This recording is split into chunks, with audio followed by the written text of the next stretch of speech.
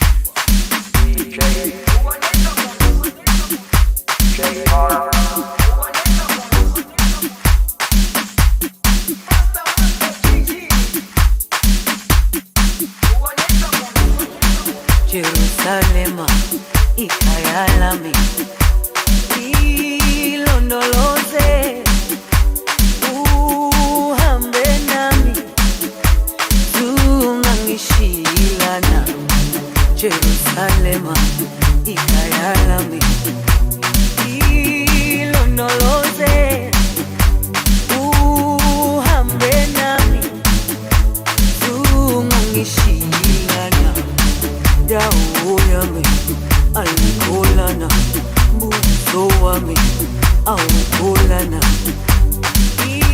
ilondoloze uhambe nami dawo yami alikholana buso wami awukholana ilondoloze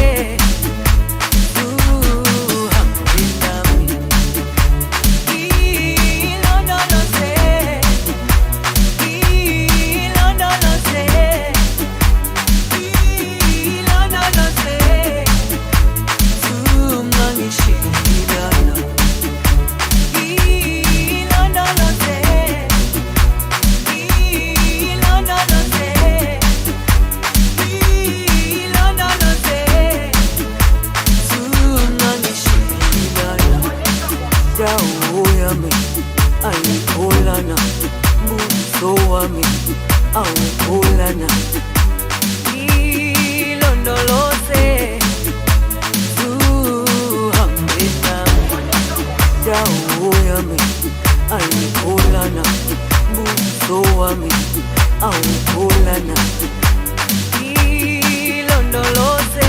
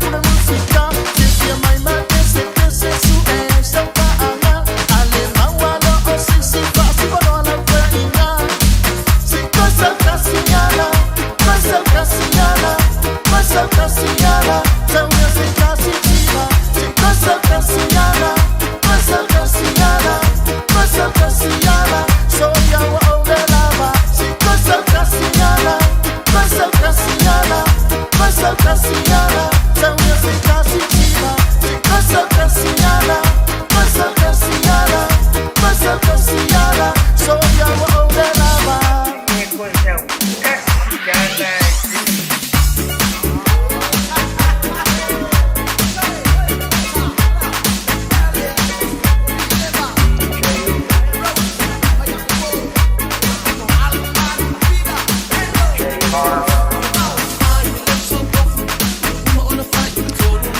Leo tulai maile tatu taimi le wantile nei fu vanga la fiafi male tautua le radio Samoa luas fultasi minute o te ali tula eono.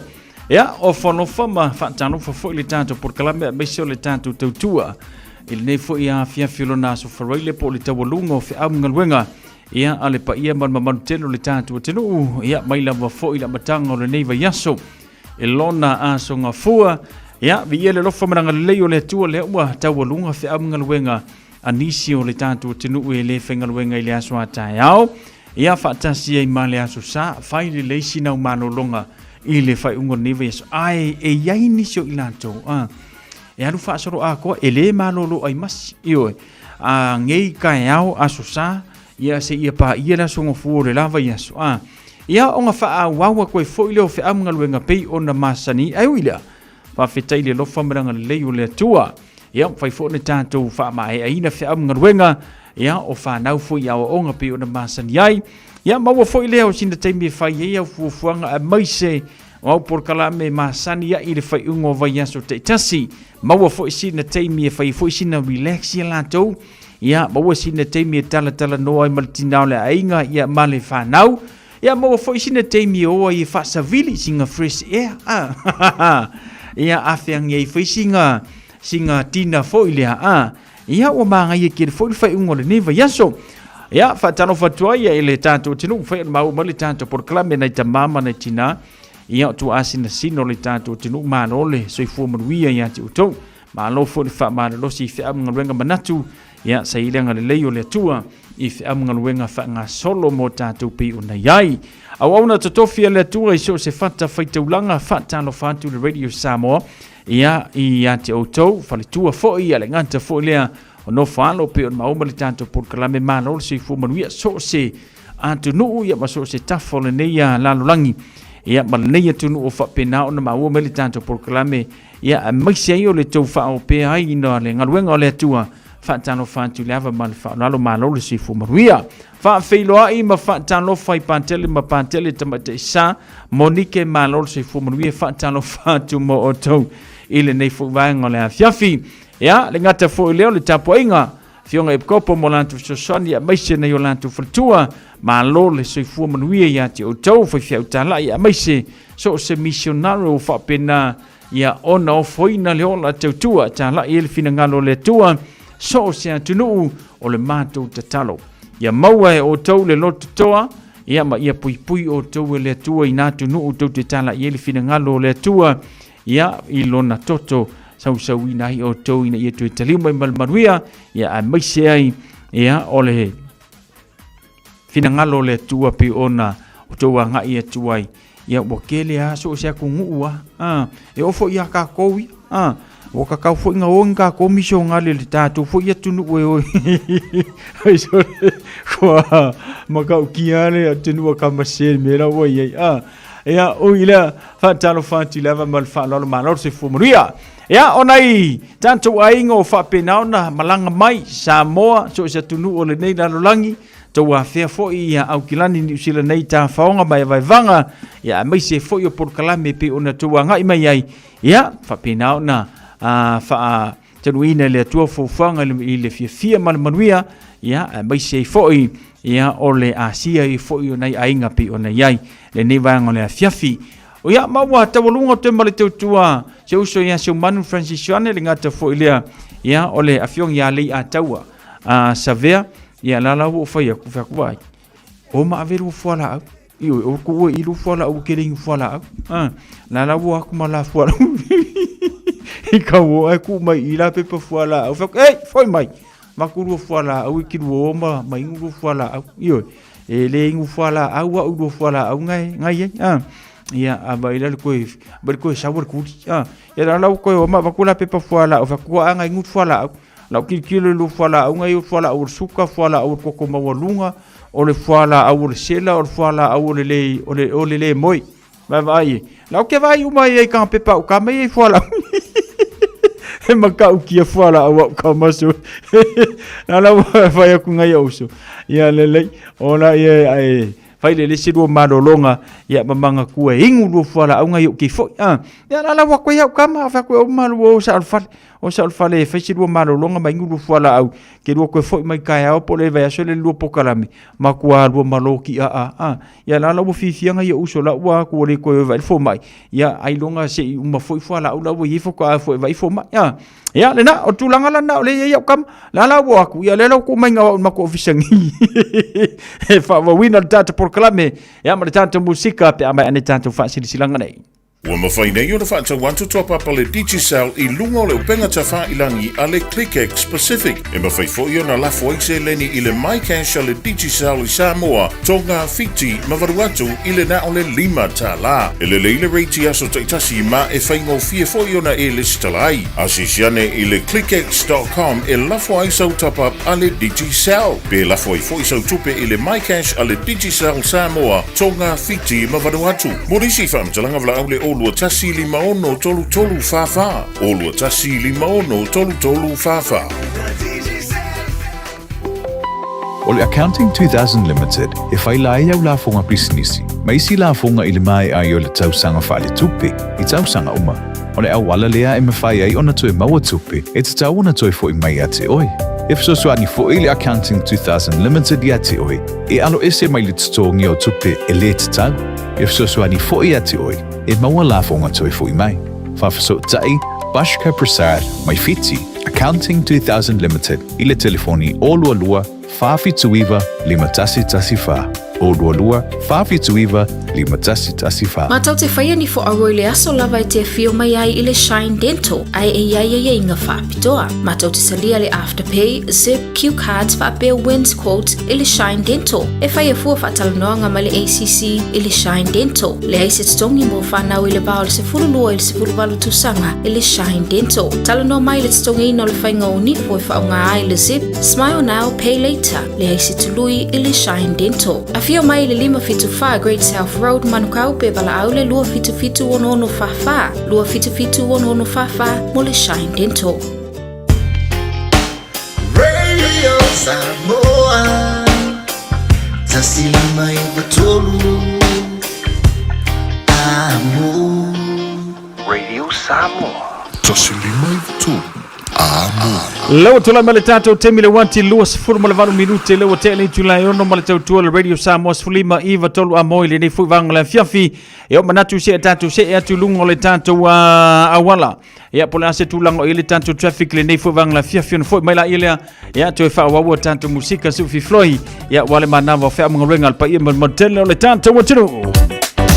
Ya ona ya tanto report lunga la wala nei fu vang la fiafi ma ngai lunga la wala la kikilo ku ngai vang la fiafi le ai se vesi ioi waso faraile ai fa le mulo waso awake va vela so faraile ke va vela la so faraile ronga winga ola ayele me kupu ale fa mai la vanga ya le lei saunga le mulo ngole tanto wala ola pisi a ola mingoi dona winga fa fonga ba ngake poloka lunga la wala awake popole o ngai pisi a o ngai mingoi ya angai mele tanto city ya fa penaona malanga tu le west le ngata fo lo matato ni south ya fa si por local va ngale na south motorway ya le ngata fo le ngai mele va ngale I Mount Wellington ya afa ku ngai pe mi wa ma tulanga le na fa si pisor va ngale na silver park le va ya tu fa si por local va ngale na te fa pe e wi va ngale na ya fa nga solo tu nei pe mi wa ya manisio pito no pe ona e ngai ai ile nei fo vanga ole a fiafi al dato motorway nga ya tu fa tu le west mai te watu fa si por local off ram na Lincoln Road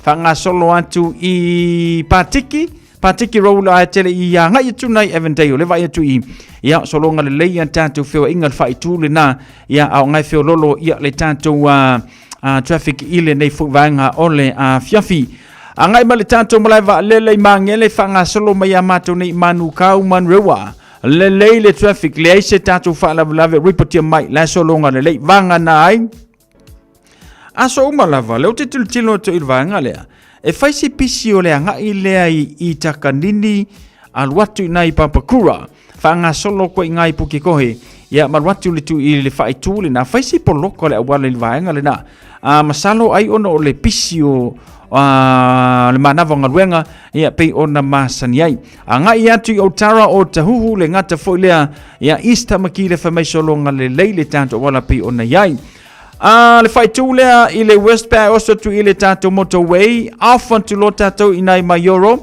ke le i ulu fale atu tutono le tato tano ia solonga le leifeo inga tato tavale Hillsborough Road fa nga solo tu ilunga inga i te irirangi le ngata fo ilia luatu inai fia fo i Blockers Bay ia nai le leile vaanga le na le leita tu fo inga i le nei fo vaanga le fia fa nga solo tu i New Lynn Cowston Malatu e Glen Edam Henson ia le fa mai le ma ko beautiful ia le tanto traffic i le nei fo vaanga ole a fiafi ia ole reporti na mo tato le fa mai solo ngale leifeo inga o tato wala ia tato ta vale i le manava yo fe am ngaluenga a le tato o tino i le nei fo vaanga ole a fiafi ia male tau tua le radio Samos Flima i Vatalu amo sa male tanto pokala me fatalo fana ia tanto woman ia tanto paanga le mafuta mele nei fo vaanga le fiafi i le tau tua le radio Samos Flima i Vatalu amo sina leo malo le sei fumaria i lunga le tanto YouTube channel fatalo fantu fo ia Leticio tasi valu i Vatolu ya malo sei fumaria fatalo fantasi mai Selina Siosi le mafuta mai lunga le tanto YouTube channel fatalo fatalo fantasi mai le ngata folea uni utuai malo sei fumaria fatalo fatu Amelia Mikaele fatalo fantasi mai ile nei fuvanga ole a fiafi weta siusta mai lunga le tanto YouTube channel malo sei fumaria ya le ngata folea fatalo fatu sunga ile liao sulu o le tala le leifa ngatilo matalofa sulu le tala le leifa tailfa tasimai lo fatu mo le sunga mafaltua ya male no falo mau male tanto por calamele ne fuvanga le fiafi Selena malo si fumaria fa tailfa tasimai ile tanto por calame se uso ya Michael mama ya talo fauso Faftel vata sima yuso lo fatu mo e faftele eva mai le tanto por calame ile ne fuvanga le fiafi sitasi foi ya o alo pesto le tanto tinu makua makaukia ia ana fatunga foi se kaimingo kangore o mia kurka ko se vai koso lenga o pakia pakaka yo a kurva se vai tune ya or sunga ya Michael mama ya lo fatuso Nicola ulu mai Serious Italia il lungo le tanto por calame seti ala lua ma lo le soi fumaria quindi asa pau talo fatu fa tele fantasi mai ile ne fo vanga la fiafi male tu ala radio Samos Flima i Vatolu amo Johnny P a falo ma lo soi fumaria fa tele fantasi mai se uso ya fa wina Tania lu mai old Tara kako fa longo le urupo po a mai la urupo o nge vanga la fiafi po be vesi la urupo po mo la urupo ya po lama la urupo o le urupo a urupo ele fa ai longa ina oni ulupo ole ulupo lama ole ulupo hey ulupo ole ulupo lama ole ulupo ele fa ai longa ina oni ulupo ole ulupo lama ole ulupo hey ulupo fai falele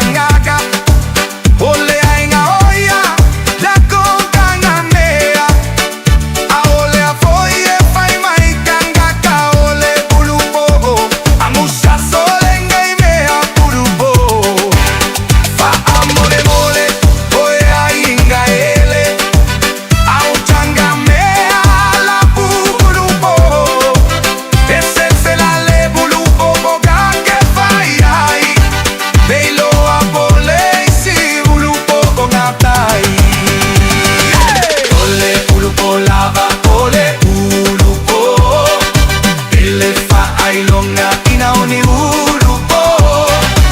Ole ulupo lava, ole ulupo. Hey, ulupo. Ole ulupo lava, ole ulupo. Elefa ai longa inaoni ulupo. Ole ulupo lava, ole ulupo. Hey, ulupo.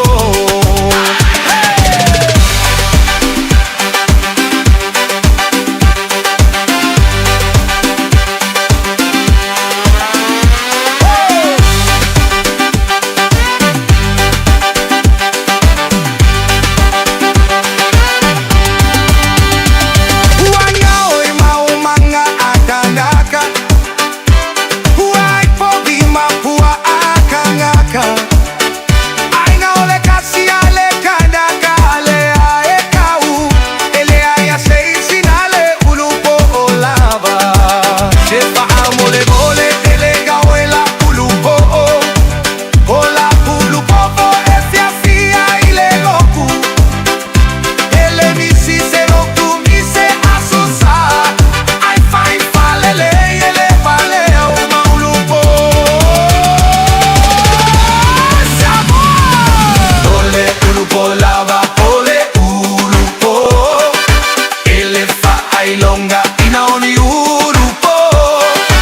Ole ulupo lava, ole ulupo. Hey, ulupo. Ole ulupo lava, ole ulupo. Elefa ai longa inaoni ulupo. Ole ulupo lava, ole ulupo.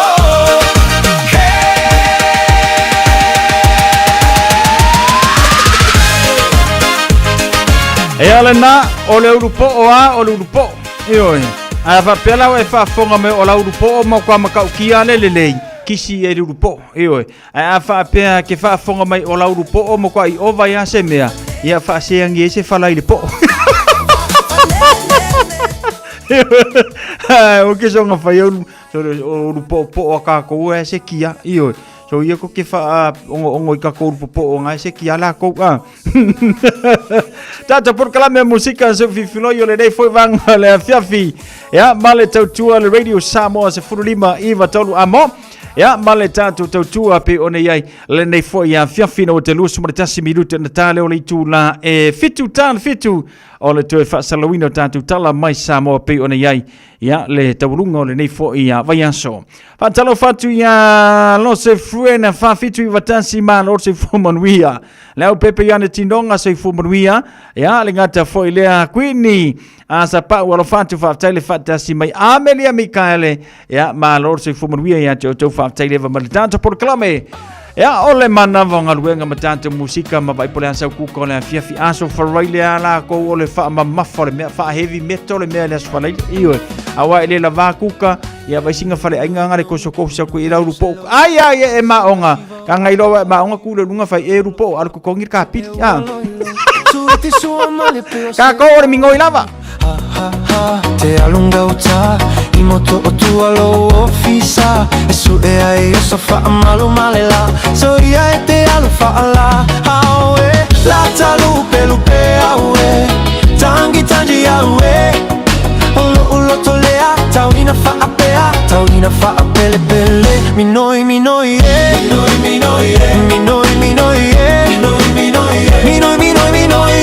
ane minoi amaya la upele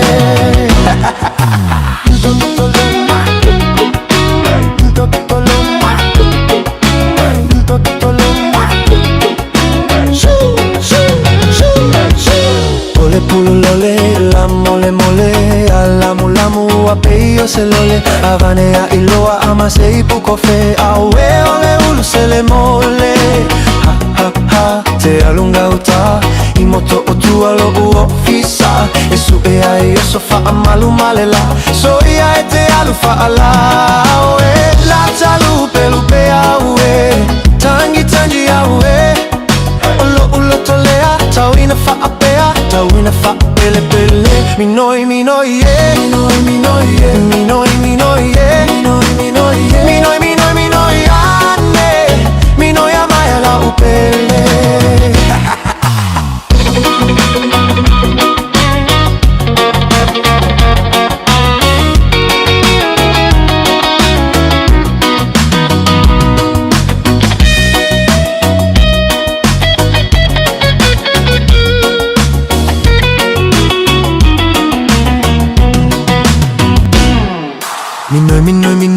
Minoi pe o se loi A siva siva uanga oi oi Lololo fa pepe e pe e ua loi loi Suiti sua mali pe o se poi Ha ha ha Te alunga o ta I moto o tua lo u ofisa E su e ai o so fa amalu male la So ia e te alu fa ala Aue Lata lupe lupe aue Ta angi tangi aue Olo ulo tolea, tawina fa apea, tawina fa apele pele, minoi minoi yeah, minoi minoi yeah, minoi minoi yeah, minoi minoi yeah, minoi minoi minoi ane, minoi amaya la upele.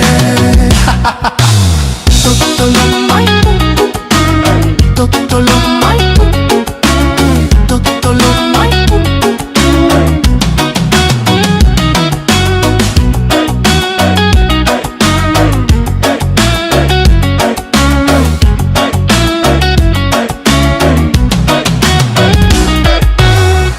Tala falava o le siufonga le neo Samoa, le Radio Samoa. Radio Samoa. Taslima Ivatolu. Lewa tula mai le tatou taimi le wati le nei foi vanga le fiafi male tautua le Radio Samoa se furulima Iva tolu amo se furu fitu minute le tona tano lea ia o le tula fitu tali tula fitu o le toe whaasala lawina ia o a tātou tala mai Samoa pe o na masani ai ia le tautua le tō whau tanga vaia tipi au tanga vaia ia mo le whaafonga i o le tātou tinu i melo tupu i lau whanua le tātou tinu i le tawalunga o le nei foi ia so wharaile.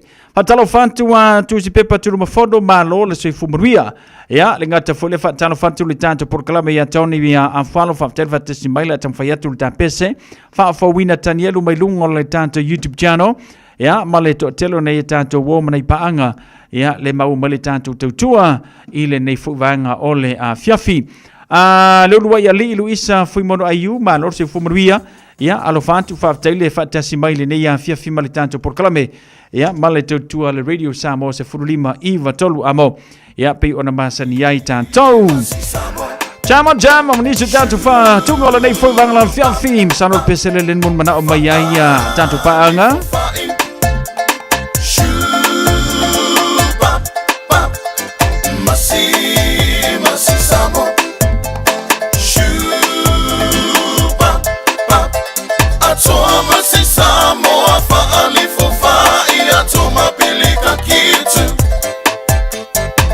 Summer breeze for those in love. Oh yeah. Music plays until you hear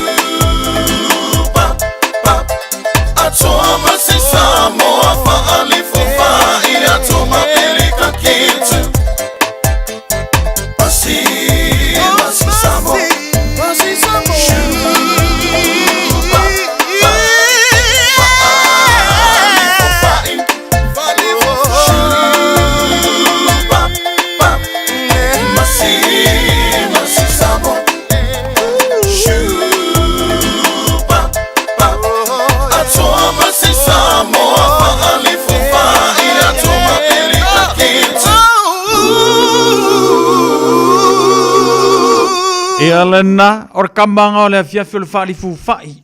Sa langi la i male fali fu kalo al wako ma se fali fu ka amu pe afa pe o. Kale koe vai angi ka amu. O le me o ka ko inga ko ka amu ori pere ai. O le me o kele ka ko kalo i o sa ngi ingi usila le ko kiki. Lua se furuka la re ka wole kilo. Lua se furuka ko kiki lua se furuka la ka wole kilo. A le laki ale fai ko sau fa ali fu se kalo o le lei umang kalo. Ale mele o ika ko kalo ke mingi. Ma ngai ai o kilo kui fafo alu saka ma mesole ke ayama ingu ele le ka ko kalo. Ma ka u kiel ku langa le o ika ko kalo ke mingi. Uile ya fa mo ngai le o valua lo ulu le ka o kalo le o yeta to le tembile nei ya ono tulanga la fo i ya ua taunga ta fo ile au fai fa ko anga ia la ko ele o se mea whaingo fie fo ile ala usu kai au ko ko le kalo. Ia ai fika i fo ila le ila usu le ke usu fo ke whainga ruenga su mar kupe wha ka wer kalo. Ele o se mea whaingo fie fo. Ele leila le au whai wha ko anga. Ele malulu winga. Au ka koura sole maka ukia le marulu e usu le malu fo ila la sa ke mi mo kwa marulu winga fa solo a ko ai ka ko. Ia pe aka ko wo ka ko ki whainga ruenga. Aka ko umalanga ko o le se manga varenga ruenga o la makua ingi maalili fa soro ako. Saulore o la maalili nga e rufa ka lau kalo ai o kule fare sa ka kulau kalo e makua le leia. Ia o so malo fie fusu. Ia ko e foi lo maka ko se vai ko so koso. Cecilia tunga malo se fumuria fa tele fata sin mai. So ya mai ko mamaya. Ya male se vai toso.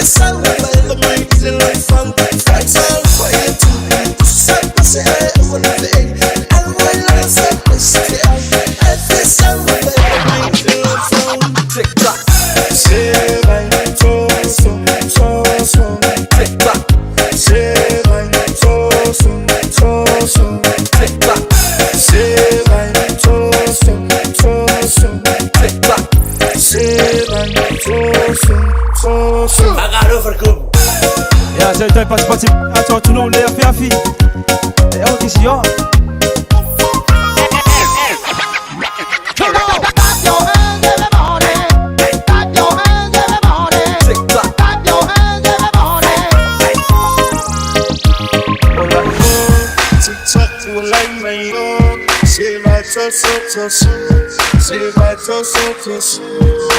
Agarro farcusi na e mai la camina si la pesse fai vai agarro farcusi avanti a passare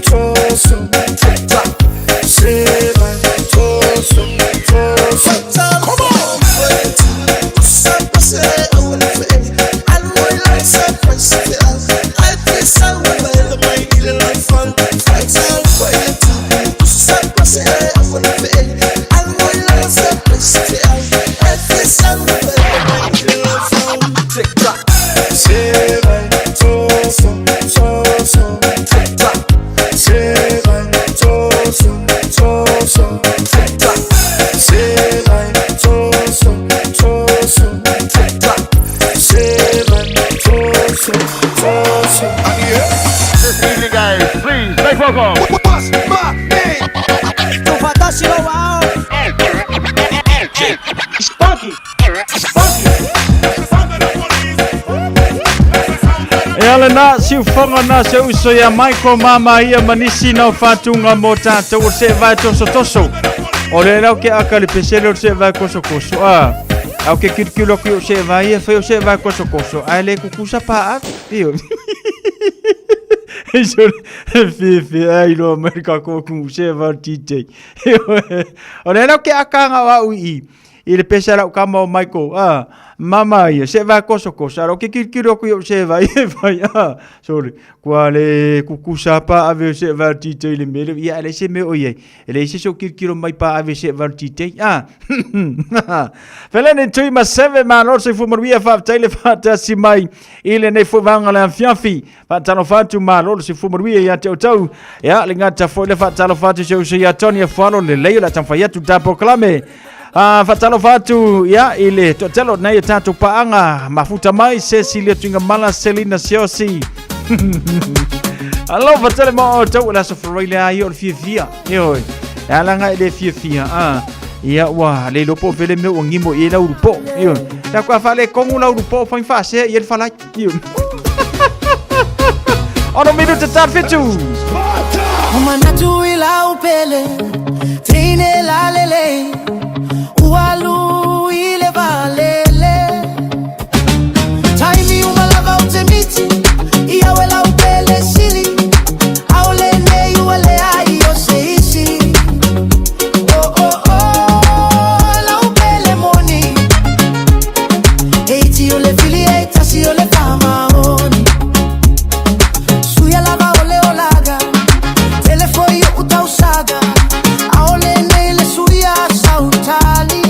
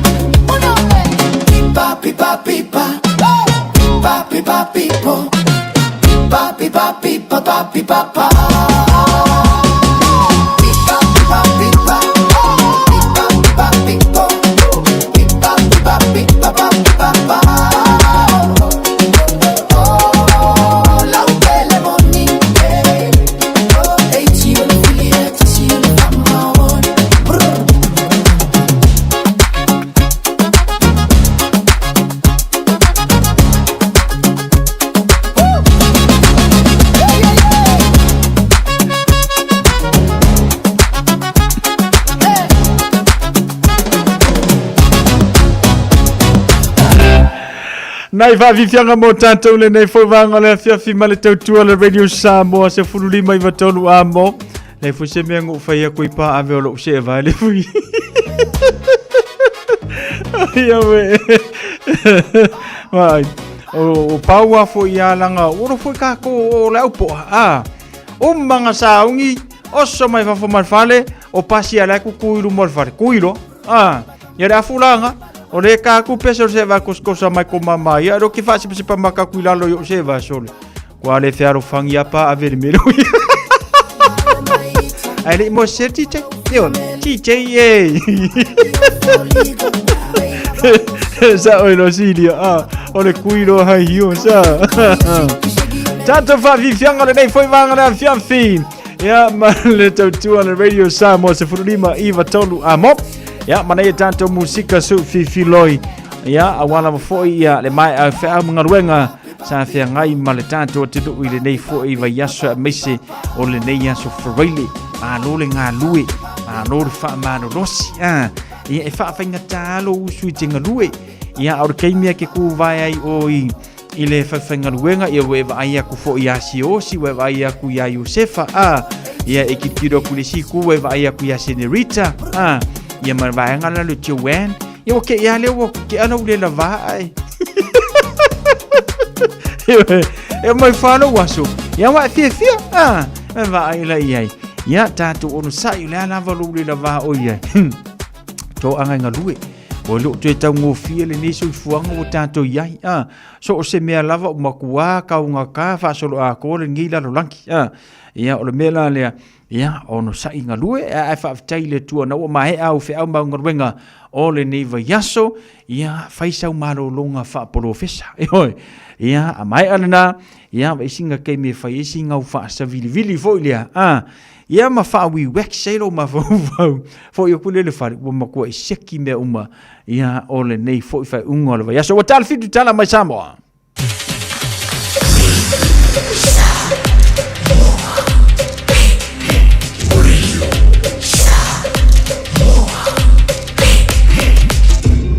Moi votu amo. Usi mai ala whaafofonga o le whaapoponga fo ele nei o talafau mai Samoa. Awina sa mai mo oe e lau leiti o whalongolongo le Radio Samoa. Tasilima iwa tolu amo. O se whaatalo fuelo tātou utunu I le whaai unga o le vā yaso. Tawalunga o le ngā luenga tala mai Samoa. Usi mai ala whaafonga. O le au tali le fionga I le pāle mia le mafuanga le si itanga fau e se fululima tāla. O le afa o popo I le la fonga o le airport tax e onos fulurima tā la lo iei nei. Fa pēr ma le tongi fau e se lau tā la. Mo le awala o lo sava vali atu ai pāsese e le vaalele. Po le Aero Bridge. Po wa whaalia le te tai o le malo I le whailo inga matu stala. O se fuanga na wha mautu I le whainga malo taluai. Lea sa iai manisi o le whainga malo fau wa iei nei. O le matau, sa tau, o no mai, Samoa Port Authority. E tala noa le tunu. Hana mele o tala noa Samoa Airways. Ai leo se la tumtau, puntau. O me mo mua na fifa sao nei. Ina ua ami nei le pulenga le Port Authority. E o mai fa mal malama le red carpeneta, le awala na faiai, na fai foi ana fea, na approve na fea. Male ai inga na leina ma phone fai. Mol fa mo le tina eno tatu mala valele. Nei le sona va tuelta penangale tato Airport Authority Management. Malato fa manino inai. Waleva na pasier terminele. Fenga malo folde. Waleva na pasier met fenga malo le na umanei. E foi sa mato ye uma. Ono le fa moe ina ia tilo le mtanga luenga o malai valele. Ile tina ina o malai valele le vai. Tulanga masani o le fa le inga ona meto tino. E mal tulanga o tape nanga monisi me mo le fa le ia tiri mo le lumana. Ai o le fa mamlamanga. O le tato tax le nei le feo ia tangata e ono lima. Tax na wale vale ta te tongi al temine ono lima. Pawala me faule na fama malu le la tato we fama malu nei. Ile so mo matina sul lima tala. Se fulu lima tala. Ena mawa to ila your tax faule la ye. Vars fu tala. Ono lima le ya il temine nei mar sul lima tala. Alus fu tala tax. Ya, ole si se lautala. Ole se lautala ole levi ole mea fa le ingo tato.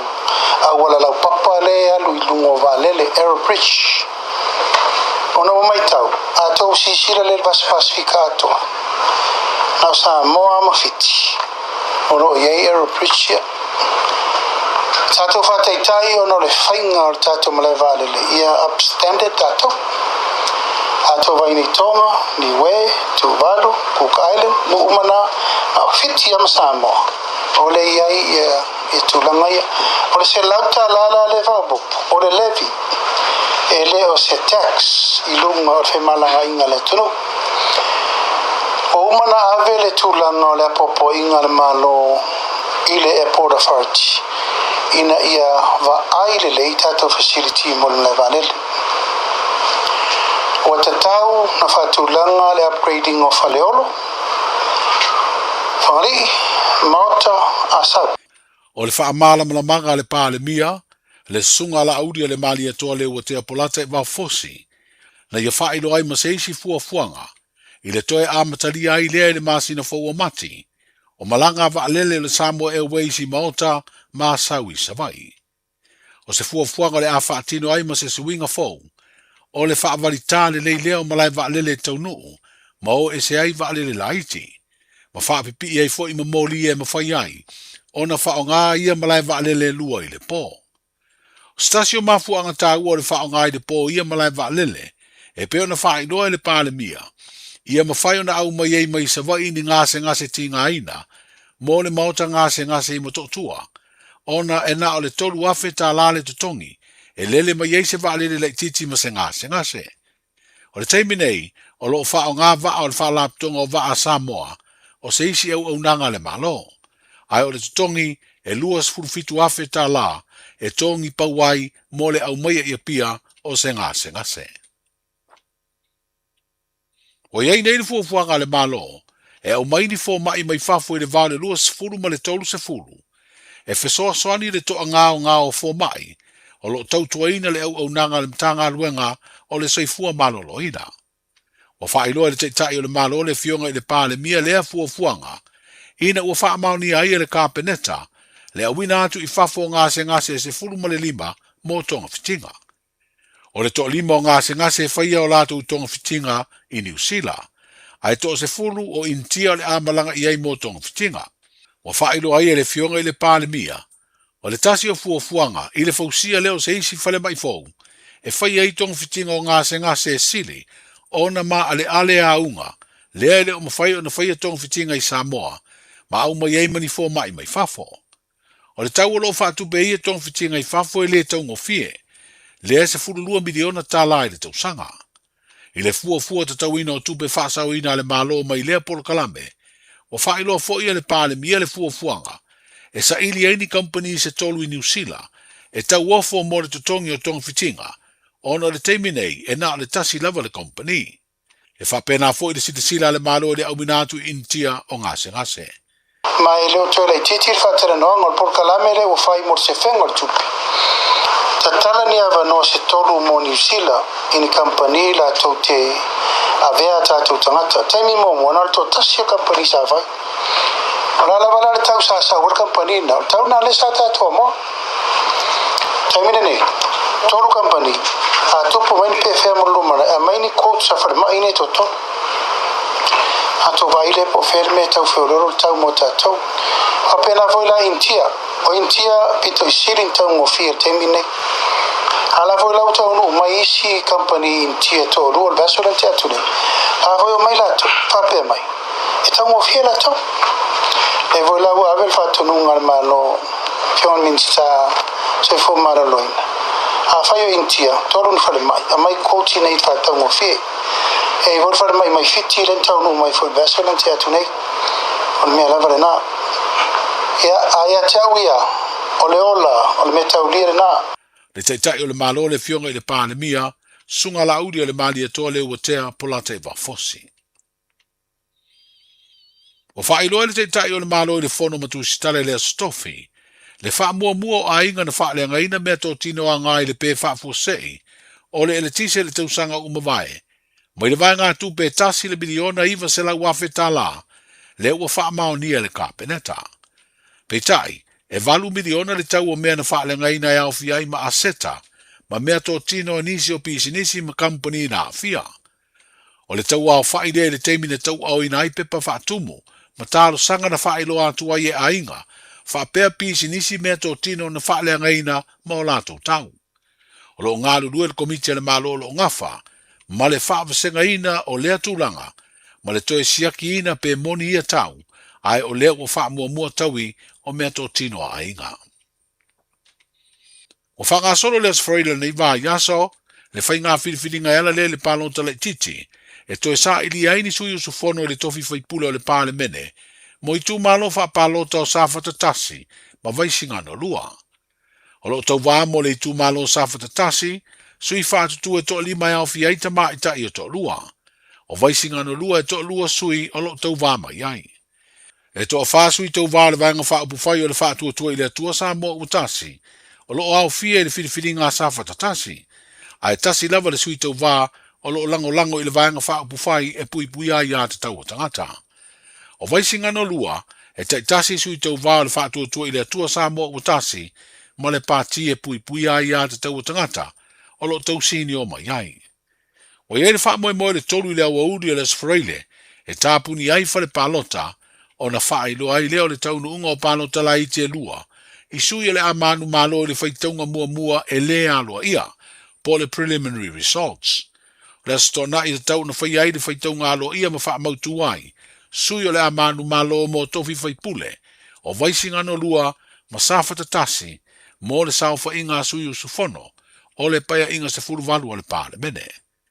A whaia manuia mai se sui te wāta mai ta ia palo tala iti, o le a atoa i loa le to ono whaipule ta mai ta i le pāle mene, ma le wha o ngai nai, hai inga o le wha vai. Manuia le wha ungo le vai aso, Ta alofa Samoa, wa ule nei o kāsputi alu, a wale sui ale ngila ura ule ki o. A eva mai ina se furu lima iwa kolu, a mo, Radio Samoa, vevela a. O le naua, whai ora whaafanga mai le tātou tenu ui le toi whaasalalawina o le tātou tala mai Samoa, saudia ma whanga nātou le tō whao te ngā vaia, tipi o te ngā vaia. Ia, mo le whaafonga tāpai le tātou tenu ui le ngata o le neva iaso atua, mai la wailo naso ngā fua. Ia, le ua tawalunga ilo naso wharaile peo nei whaafonga mai ai, i meo lo tutupu i lau whanua o le tātou tenu i le whai ungo le neva iaso masalo le aso a tai ao po le aso ngā fua. Ia, o le afa penaona maua mai ai, ia se resort o le tātou whainga pālota. La iti pe i ona whatautaia i le so.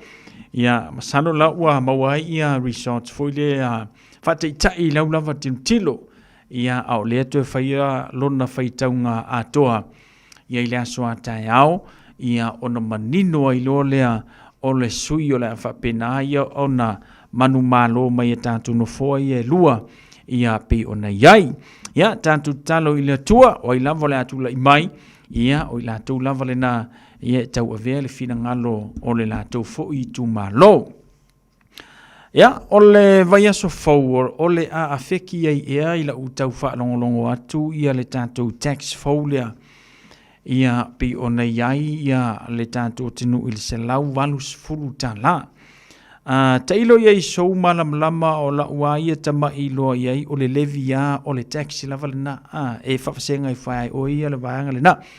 ia afa pela o le sauni sau fainga malanga mo le vai aso fo ia ona e sauni le tutongi ia lau taxi le na se lau valus fulu e include lau pasese ia no winga ia o bela va fo e tatu te e faia ia e le sisi o tatu me faiona toe tau fia fo ilea ia mea ufa penao na au mai le tatu fainga malo mo le nei taimi ia o le tūlanga la na pe o nei le tatu tala o le nei fo vanga o le afiafi ia ono lima tala ia le wasau lunga i le valus fulu tala pe o nei ai ia fa popo i ma le selau tala ia ona mawaile o lona au failina o le selau valus fulu tala ia siau se leni o le afa popo i lou pasese pe e malanga i Samoa pe ia leu te tau whaalongolongo la so mua mati ia afeki ai ia vaenga le na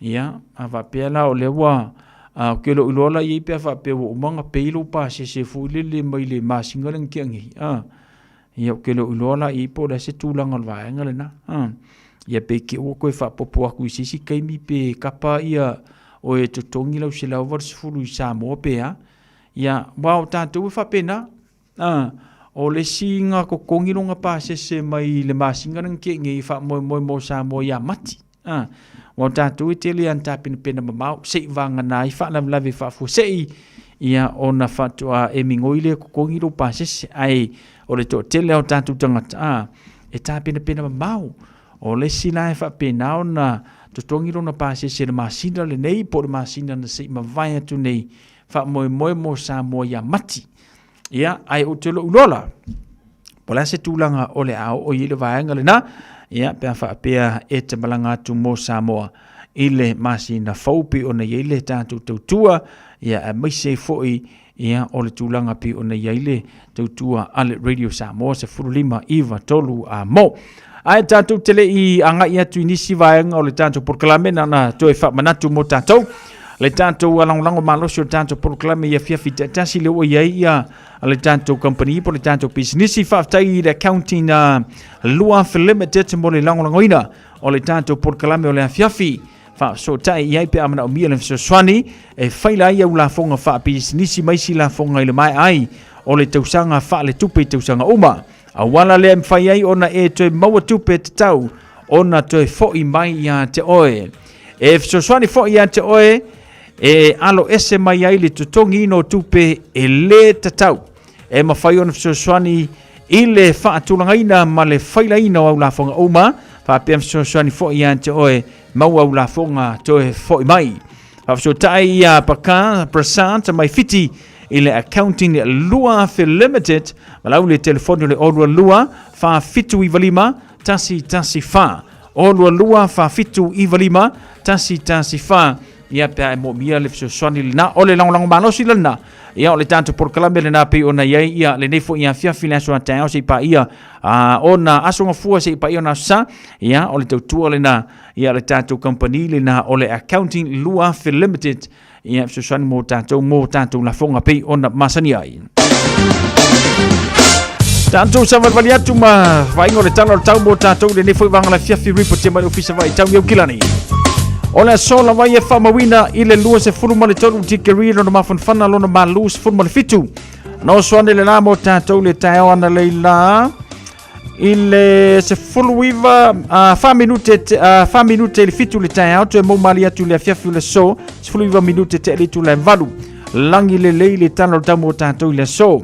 Aso a tae au le whamawina lua se fulu tolu tikeri se fulu ima lona malu langi le lei le tamo tātou le aso a tae au fa pena fo ile aso sa langi de leile aso sa lua se fulu male tolu tikirino na mafanfana se fulu male ono londa mawalalo fa tulangaina sauni sa ufainga mlanga mole tantu tinu o Samoa palasi timunga le telo taimi ya lo tu mau pela pata inga mole tantu tinu ile to ulu va masolo timunga nisi taimi malo lo si timunga ya ai titi lam si taimi fa pena ona mawai sina amasele mo tantu Samoa ia pe ona iai luas fulu malavalu lona vevela fatulangaina leua famawina mo tatou le so i le luas fulu malilima lona malu pe ona iai le nei foi vanga ole a fiafi se mai le si vanga le mo tatou le talo le ngata i fale ia markalena fainga faiva au kilani se fulu fitu minute tas fulu li tayo suar ngata ifale tolu minute tas fulu po na nei ola atoe pe ele to ngata ifale mo au kilani one hanga luas fulu tas minute tale tasi ile vavewa na nei ola fa pena ona pe mayele tai sua ile aso atao ile ono minute tale tasi le woli fanga solo tu ngata ifale mo manukau heads po mato ni manukau valu minute te as frumalilua ile awauli pe ngata ifale sua mai mo tanto le lus tolu minute te as frumalilua ile tayao antayao ya male no fonga muri vai pinti le fa mowinda se fulu fa minute te ali tu las frumalilua ile woli ya na sua de tai ya mo muri vai te mo mali atu lus fa minute tale tasi ile po anane awoi ka fiolai o leo ke vai ku le kalenga le fainga faiva vai afa pe o ke fi fangoka alu pe fangoka langa le famela vanga ia ele ai seia ngei se pa ia la so luar verso asau bui ko fiolai ke le ro po aka po feo ia masalo ai ngoi ai sa moile a fainga pa loka ai sa sol ele ki ola alinka ko ia o leo umaka ko ia sa mor fainga pa loka le pe ki ko mai umaka ia por so ngfua ia un ka ko o ai fo le ka ko fango ko ile so lua ia pe mawinka ko ia le famela vanga ia o ki alu sam le sia yo fo ilori me funga le semea yo o le maso ma le osta ma kui le semea o ki ma lo le ngofo le kalangi lo makua ia ma lo le fana fi ko sami sia alu na falia o ngala mo wela wi ase upuna la walu sami mai le vanga le semea yo isia lo funga ma kungange ma me fa penga le semea ngai o mai sa mo fainga paroka ko mai le songa fu por eso lu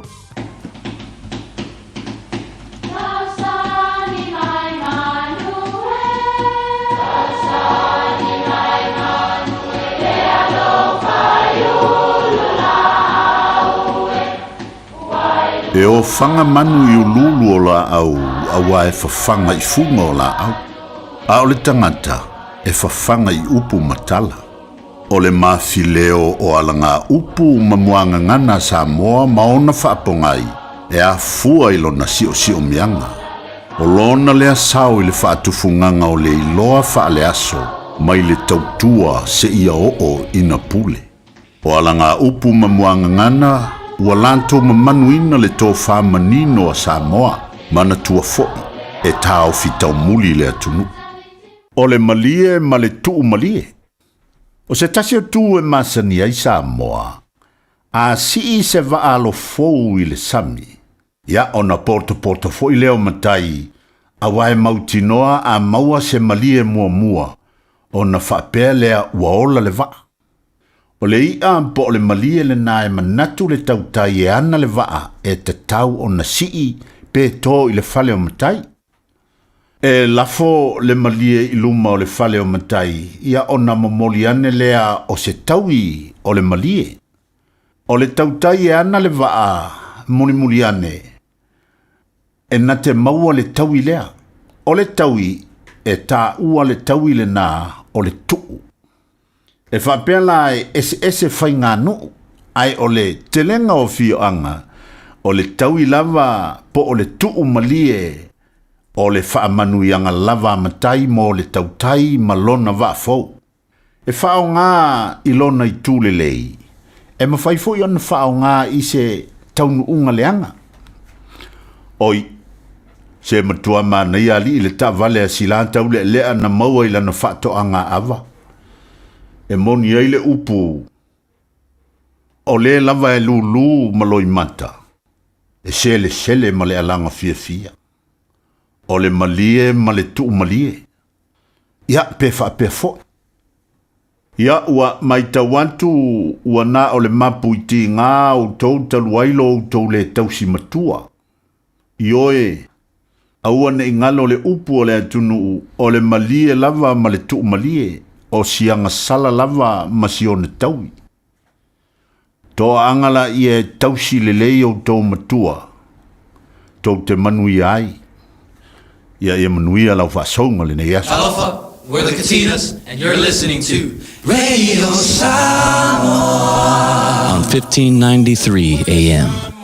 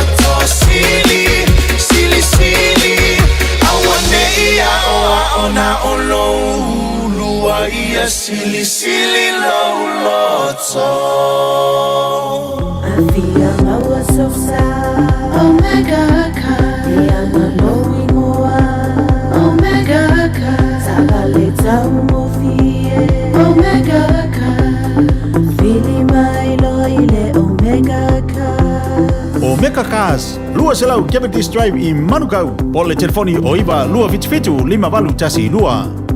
Susu mai Manukau ne Omega Cars. Umalole Casey le Omega Cars. O le Accounting 2000 Limited, e whailai au la fonga prisnisi. Maisi la fonga i le mai ai o le tausanga whale tupe, i tausanga uma. O le au wala lea e mawhai ai ona toe maua tupe, e te tau ona toe fo i mai ate oi. E fsoswani fo i le Accounting 2000 Limited i ate oi, e alo ese mai le tutongi o tupe e le te tau. E fsoswani fo i ate oi, e maua la fonga toe fo i mai. Whawhaso tai, Bashka Prasad, mai fiti, Accounting 2000 Limited, i le telefoni o lua lua, Fafi tuiva lima tasi fa. O lua fafi tuiva lima tasi fa. O le polo kalame o le ngā ngaifo whaiva malei a taua savea i lunga o le Radio Samoa. Ua mawhai o na awi nātu ona o le fisosoni mai o le Pacific Specialist Healthcare. Ma le tonga fitia o le ngase ngase o le fatu. Ma le ngase ngase o le kanesa i whale mai e lua i Nandi Masuva. I le atulu o fiti. Asia siane i le upenga tawhailangi. Pacific Specialist Healthcare. psh.com.fj.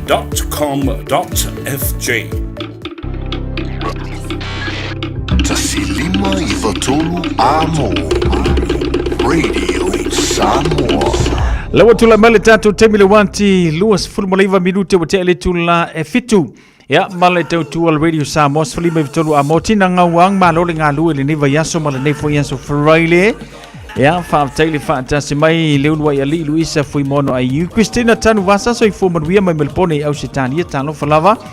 Amelia Mikaele Saolelei tupai matuna faktuali talataina so ifumanuia ya lengata fo le fatano fanto le tanto por kala me ya fiu amosa malor se fumanuia fiu ya lengata fo le ya ona yitato woman yitato paanga to telele mafuta mai ile tanto por kala me ile nei fuvanga ole a fiafi ya male tautua le Radio Samoa se furulima iva tolu amo male tanto tautua pe ona yai aye so waso fana una vala male tolu fitu tasilima vitolu le tanto la inda natala tumo oe ya lengata fodo lungo le tanto Facebook page male tanto YouTube channel tanto email on air at radiosamoa.co.nz ya pa fa le solo waso fana pe aye fo so waso fana tanto la inda ya na utala tumo oe ile nei foi afiafi Watawabe fa atasi o faigata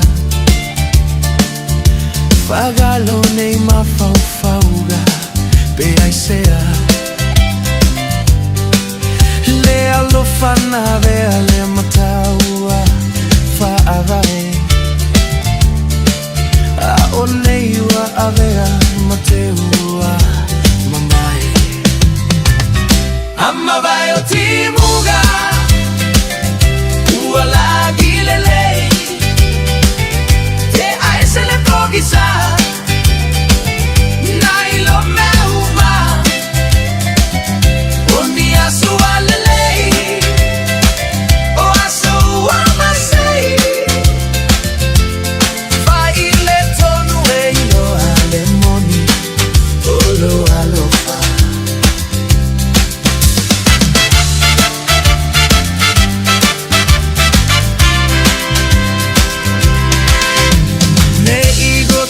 Lela o tuma upe aloita Le alofa moni le fa pena Ona uiga Le nei lalo lagi ua tumu ifa o sosoga Ia te pataula itau nuu o manaoga Amma vai o timu ya la leng the way na tato wala au le nei fovang la fiafi o voi ka fiola ua laku I know uma Oni asu alelei O asu amasei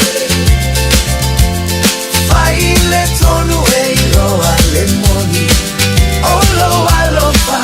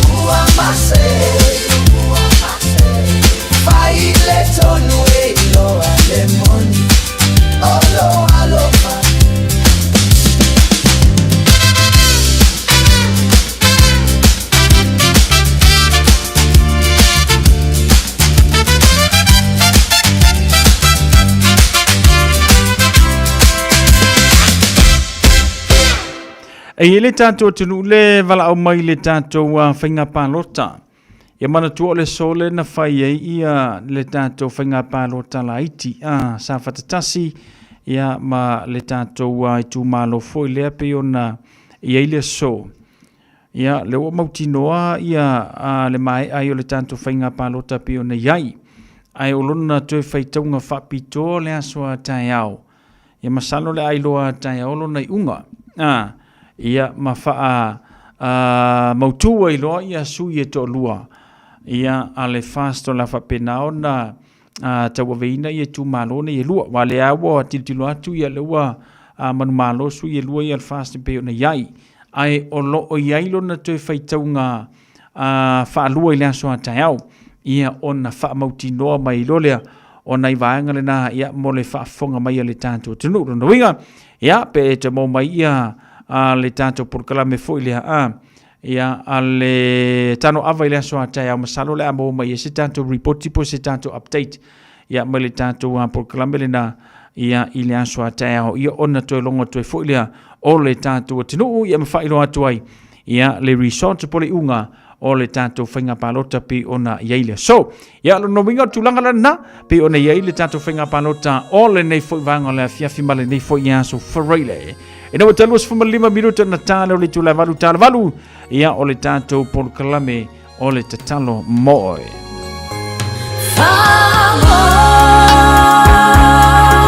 Mole mole tatala mai au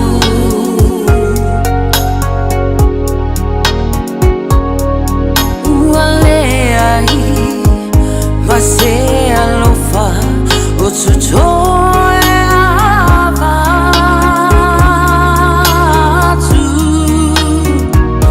Ola maua Mafutanga Oceana sala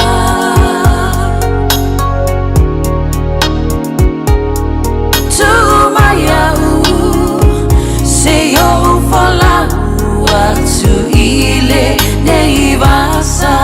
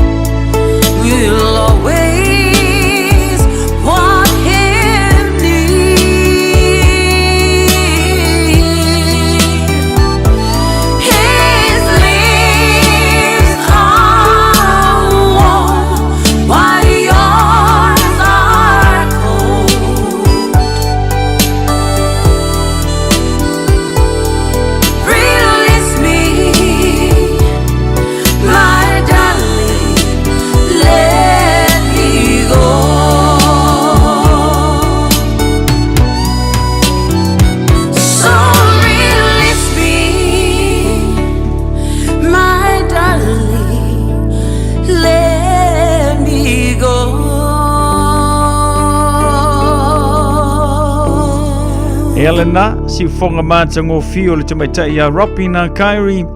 Ia kakala kulo o ia inga alu. Le ua o oka kou le fai ungo le vai aso. Ia release kulo o ia le fai sanga kasi. A release kuanga ia. E le kafao.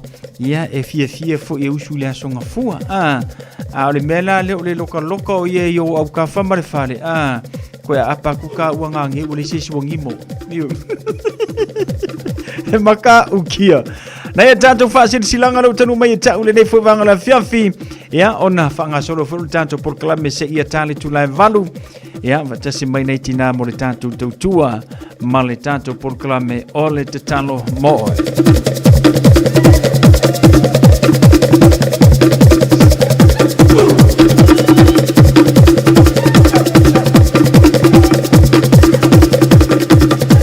Tātou whaasiri silanga leo tonu mai, awane ingalo saulo minga o le tusi o le songa. Whaatasi ei ma le lolo minga o le vau filfili. E mawai whaanu pengo Samoa isi sifo tutuila mamanua, niso tala tu o Samoa wala ngā upo le matafa yoia le matai. I le whainga o le whaalawelawe e pei o le whaapoiponga, ma liu o le o singo a inga, whesila whainga o Paolo, si I whaaloalo whaalanginga le kalesia, ma le tele o le ngangana whaaloalo. Fitus futalalo na tau na la ofisa lava o le Radio Samoa I le tolu pātolu ono Hopewell Avenue I Manukau e te mawai. Mo nisi whaamatalanga wala au le lua ono lua tansi lima I watolu. Lua ono lua tansi lima I watolu pe tanga iane I le shop radiosamoa.co.nz whai mai esau oka oa tātou tusina. Mafutanga sale au mua I au kilani. E whaasile silantu I alo matama whanau umo le neinu o sale au mua o loa lala ma papa ao I so se tafo au kilani New Zealand. O le awhaia le tātou whodutanga I le aso luas furuma le valu o Februari I le tuatusi nume la valu awa street o Tahuhu ia pole o Tahuhu Rugby Football Club.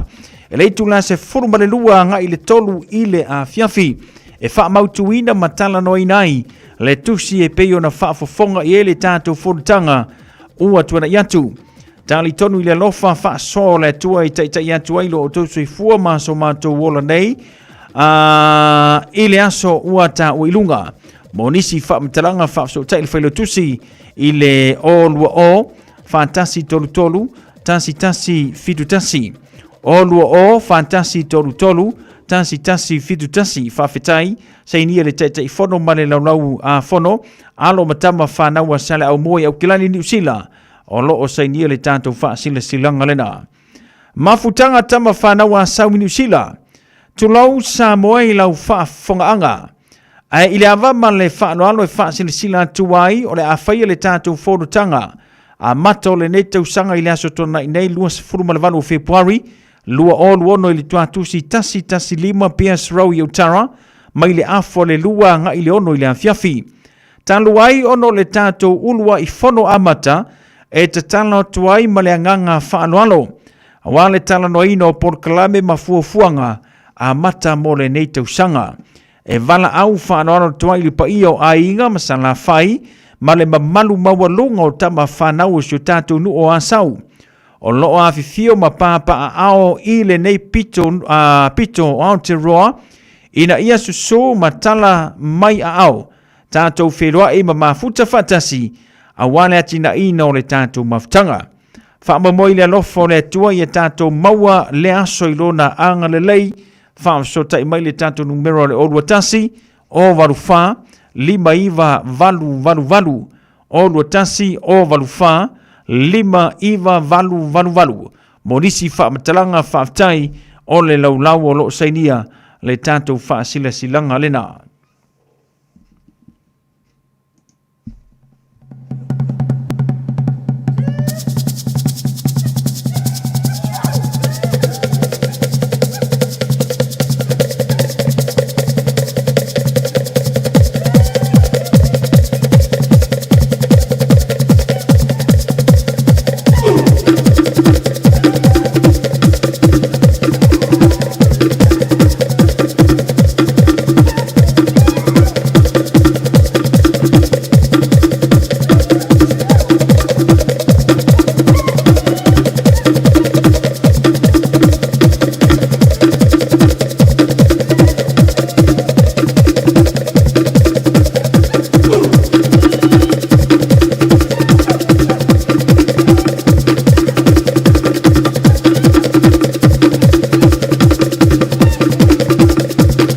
Leja tatu fasi silanga lewa tanu mai ainga sa ili maleota.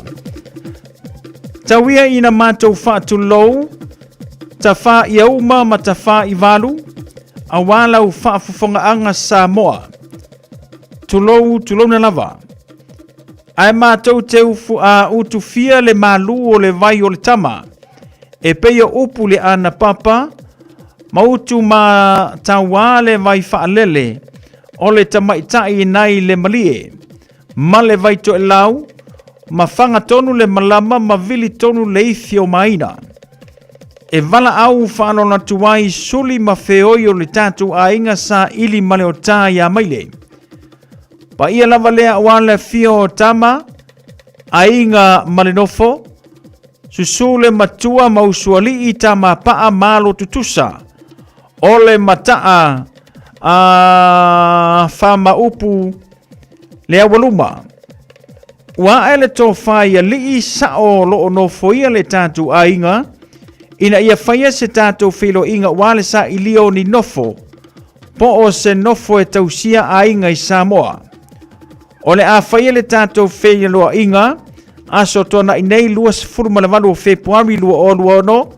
Ile tula iwa ile taiao ilo tātou a inga ia maile. O loule awai mai le aso.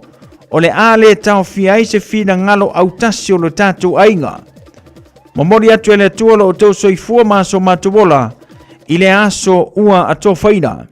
Ma le whaalo alo tele ali isao le tausia le ainga o lo sainia le tātou whaasile silanga le na ile nei fo iwango le afiafi. A inga sa lua whau pito nua ta fito I mangiangi. Ele ama tele ma le whaalo alo matou te whaatulo matuai lau whaafonga anga Samoa a mese le tapua inga le aufengaluenga tutofia le tua. Tulou na lava. Ai whapito au ngafa le nei whaasalaunga. I alo matama whanau a inga sa lua whau le pito nua ta fito I mangiangi. O le a le whatanuina la tātou mafutanga I le aso sumarwha. Masina e tolu lua o luono. Ono o le wana aupa ia le atua I se tasi o tama matua. Sa whai ma whatama o le tātou mafutanga. Ai wana awatu ma le whaaloalo. O le a whaia le tātou tala noanga I le moto le teitai whono.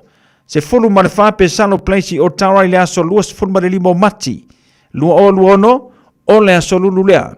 Whawhetai o le teitai whono, male laulaua whono o loo sainia. Le tātou whaasile silanga lena, I le nei whavango le a fiafi. Whaasile silanga mo le a fiuanga o sapunau ai whale a lili. O le atau ia ino au sisi le pola e pei o le whetalainga. Ia tu uu nai tu wha ia ia tua. Se tau ina wheapa ia mamalu. O e tai a o mamalu lava ia ua whawhatu wha a selu e pei o le whetalainga. I le whaleanga fulu o sa somua. E eile manatu o loo mawalunga pea le au ino le masina.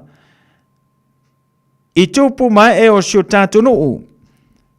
Ai maiso le taulanga soifua. Ale pa ia I a inga o loo whaatuna pa ulia I so se fata whaitaulanga.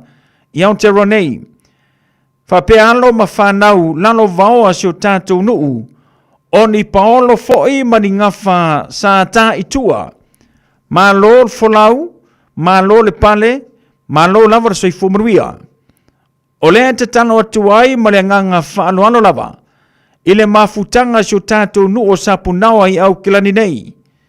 Tanu ai o loo ieni ma tā upu tu ua mai o le whonutanga tanu ai e toe fia soala o pule ma whaali I aiso o tau whinangalo. O lea toe whaia le isi a tātou whonutanga I le aso tona I nei lua sumalvaru masine lua o lua ono I le itulai iwa I le tai ao. Anga I atu le sifurumali lua I le wauli. No whaanga e whai ai o le te pae o Kura Community Centre, tasi luono Aurora Row, Sunnyvale o Kelston. Whamalmole, mana tua maila una whonga, ma mai si nau taitai a walawa se tātou whaamalostino, mole na aso. Whamalmole mana o mia lava le tātou a wai whaatasi, a wā o le tele o sulu, e mawai fingota, e le lei lava le toa sea nu poto poto. Tātou tau pule ola ina ia tai atu i ailo o tau soifua ma so mātou ola. Tātou whiro ia ile nāso tau poina. Morisi whamtalanga pe afia marmlama atili whamarmole whafso tai maile tai whono. Ile numero o lua tasi o warufitu. Tonu lua wha o po le whaile utusi le o lua. Lima lua tasi. Walu iwa tolu walu. Male nganga wha nono lamba wha aftai. Sainia le nei wha silanga le tai whono. Male lau. Komiti o le anga nuu o le whono Samoa PIPC i au kilani nei. E vara wantu ma le whanalo tele sui ma malu uma o le tātou komiti o le anga nuu PIPC i au kilani nei. O le awhaia le tātou whono i le aso toa nei afo le valu le tai au i api nati o tahuhu. E yese mata upu e ao o na tātou whiro iai. Ma e mana o mia lo tātou o wawaa poto. Whaafetai tele, vai male malo, le au pepe whailo tusi, o lo seinia le tātou wha silanga le nā. Morisi whamtalanga, wala au numero telefoni le olua tasi, olua ono, fitu o iwa wha. Olua tasi, olua ono, fitu o iwa wha. So kirikiro kuru tātou wha silanga lea. Aso luo, aso fia leo i kako. Aso lua fiku, pas pinku. Mo kirikilo ako pas pinku or kako wha silanga le nā. Ia nga. Kako wha silanga le nā ole nei fui wango le fiafi. Le o tanu mai a teau. Ia, mo le wha fonga mai a le tātou tanu a maise. Ia, o ila tau e wha pena ona patino ia ina ia tātou wha moe ngale nā ma tātou wha silanga le nā. Awala wa fōwhanga nei a inga meso nei nuu manai a fiuanga. Ia pe ona au mai a tātou wha silanga le nā mo le wha fonga mai ile nei fui wango le a fiafi. Nisi wanga te fia malamlama tili ai. Ia, wala au mai le luono lua tansi lima iwa tolu. Luono lua tansi lima iwa tolu. Waru minute, tāna waru. Awhai ua e musu Sei whai mai saupu Te atua ai fia Loa lo fa valea Ua e tuyo totoga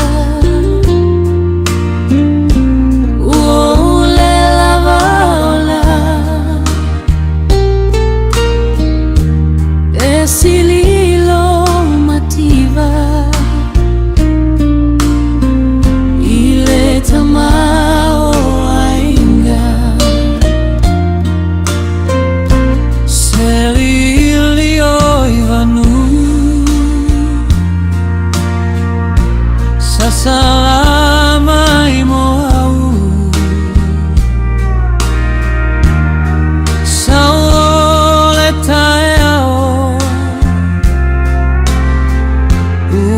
Tafia saoloto Lesami loloto Seiva ganamai So saolotoga Ofea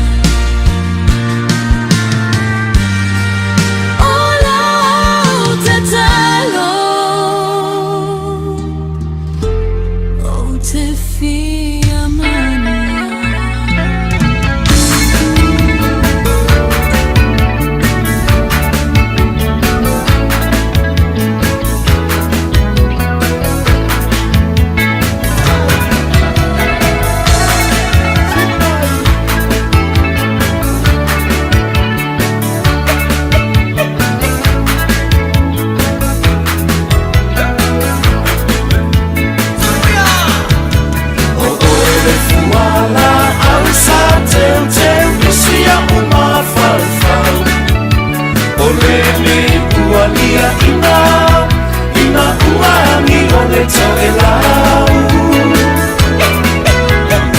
e ai se fai lo tau a pa una ma le tua au wa mano le moa whanua sola i tai le moa wholau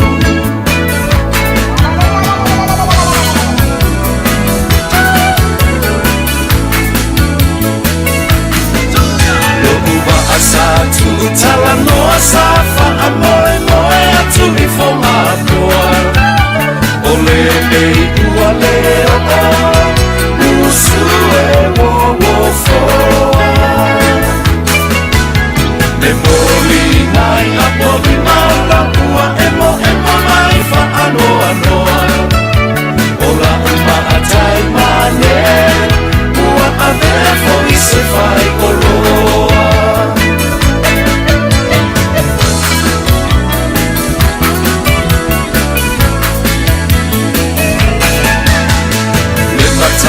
E uangi ua lola ua pe au o le sami Ua pa ule fetu le la satu i le mai lua mai o matangi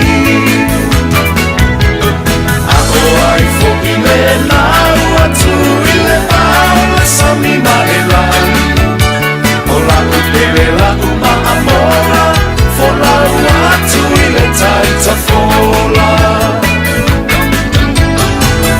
Sia uluku e sini le la lelei E se fo ia la tifina i ona ponei Ai u te me fa ae aina oe Ua lairo fa a benei E le rosa a fai lea mo usei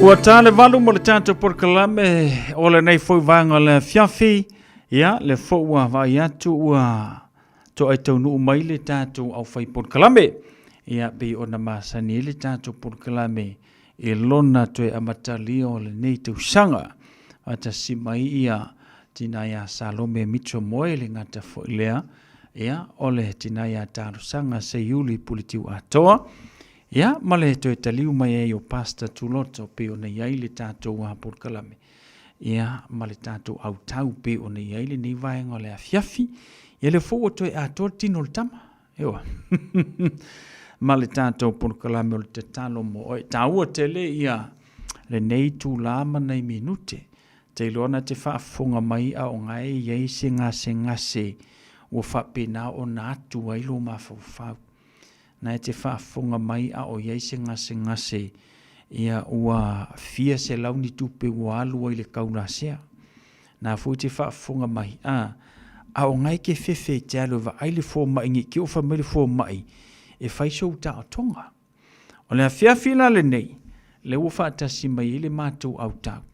O le mātou au te talo tātou te si mai whaatasi luma o le atua ia matu watu ai o ngā se ngase ia pe ona fia ngai matatou ile nei fo vanga le fiafi ia o si mai al fa fonga ele tanto porklame mawalo wa vanoa fa pupu mai o mana onga mawalo wa vanoa ta fi mai le tatou laina mawalo wa vanoa ki ilalo lau TV ia po lau telefoni po lau le tio e ia te au ia le pule faito tasi o te avese ai lau wala au malungo le tatou porklame ia pe a i mai lau telefoni i lungo le tātou tautua le nei a fia fiore melea o si mai ar whaafonga ole te talo moe.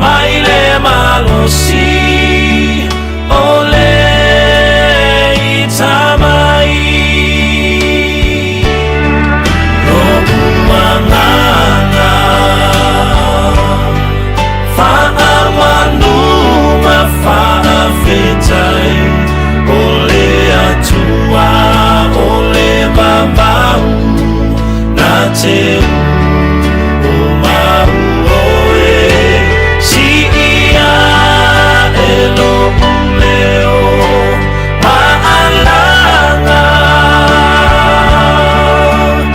elelei oe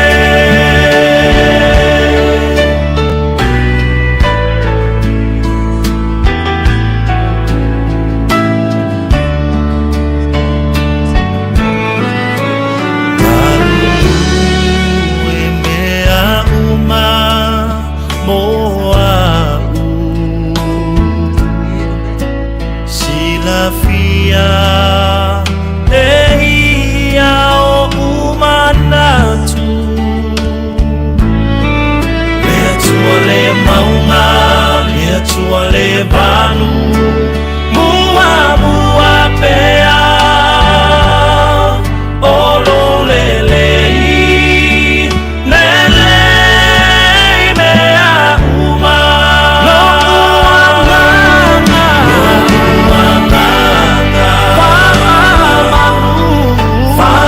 manu mafaa feta ole atua Te uma Sia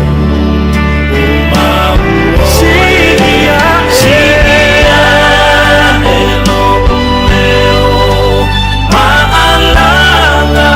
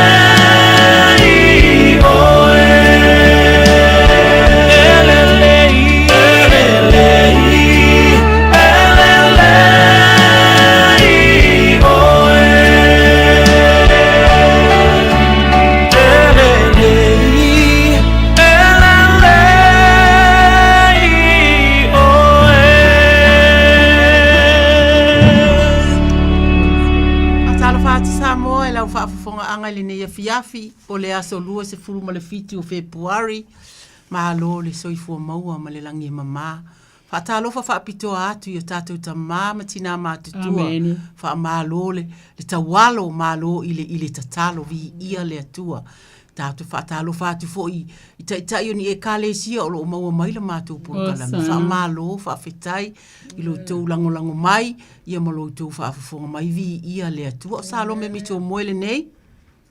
Hallelujah. Ia papelo ia tu fo i Samoa le fafonga anga ile nei fo ia fiafi ia ole afa pena no faita wina sina upu ia na so ile male papelo ia tu talo to mai tai omta iba ia putu loto. Our hope is in God. That's your prayer. Amen. Yeah, amen. Hallelujah. Olo tato fa moe Samoa olo ile fionga ale tua lea o whamanatu mai e peru fa upo suma lua o lo tātou wha moe ua lena oni tusinga i lunga oni lau pepa ia po o se tala whaalongo te ave ai o le wha moe o la o lo o tusia i le a fionga pa ia a lo tātou watua whamai o le upuola o lo o matuanga lue foi awa o lo ola le a fionga le atua o lo o sili foi o na maama ai i pelu umai whai tau whai maai o na i tū o lo o vai foi e o lava i le vai e seina O le loto ma le nganga o ngā tino fo i ma ano iwi. O loo whaamasino fo i manatu ma whiriwhilinga o le loto. E le lilo fo i se meta sina whaia i ona luma a ua ta atia fua uma mai lava. Ua ali mai o mea uma na whaia i lana silafanga tātou te tauatu ai i luma o lo tātou watua o le ua iaitalinga i nā whaalonga maia. O ia i mea ua whetalai mai ai le nganga i e ka le sia. O mea nei ua whai mai ai le pa ia o le whamaoni ia wai mai. Iai o tautalinga. Whai mai ia wai i le tupua tā vita o le nate tā la ai le ai se isi nate whaamawina. O le nate whaamawina ai le ai se tasi nate tatalaina. I le suafo Yesu. Amene, amene. Hallelujah. O la tātou whaamalo siri neftalis mai loto. Malo siri nei a fiafi. E maua mai lea i le salamu e whaasifulu. Le a whaitawina mai e tūloto. I ona tu mai lea te a. Amen. Na o matua whataitai lava i le li. O na whaasanga mai ai le o ia i a te au. Ua whaafonga mai foi o ia i lau alanga. Amen. Na ia ave nā e au ai le lua e mālai ai. Ma le mea matua palapala. Na whaatu ina o wai i lunga o le papa. Ua wha mautu ina ai o savali. Ua tu ina mai e ia le pese fau i lo ngutu. O le vi inga i lo tātou atua. E lo ai e le toa tele e mātata o fo i la tau. Ma la tau whaatua tua i le li. Amu ia le tangata o le whaatua tua i le li. Ai le whaasanga i e whaamaua lunga. Ma e wali wane i mea pepelo. Le li i e lau atua. E tele lava mea ua e whaia. O wa venga mau manatu i ate i mātou. E le mawhaia o na laulau i nā tuai i ate oe. O te wha ai loa matautala i ai. Ai le ma whaitau lia lava. Whamanu ia mai le atua le whaitau ina o lana whio paia. Amen. Si atu le whaitau atu nai whai upu a. Alleluia. Si whaitau whai upu e iwa. Wa o tā la i le ami o tonu le whaapotu potonga tele. Whaauta. O te le i tāo fia lava o ulau ngutu i o vai. Wa e si la fia lava. O te le nā tia lava i lo uloto lau ami o tonu. O ta uina atu lau wha maoni. Ma lau whaolatanga.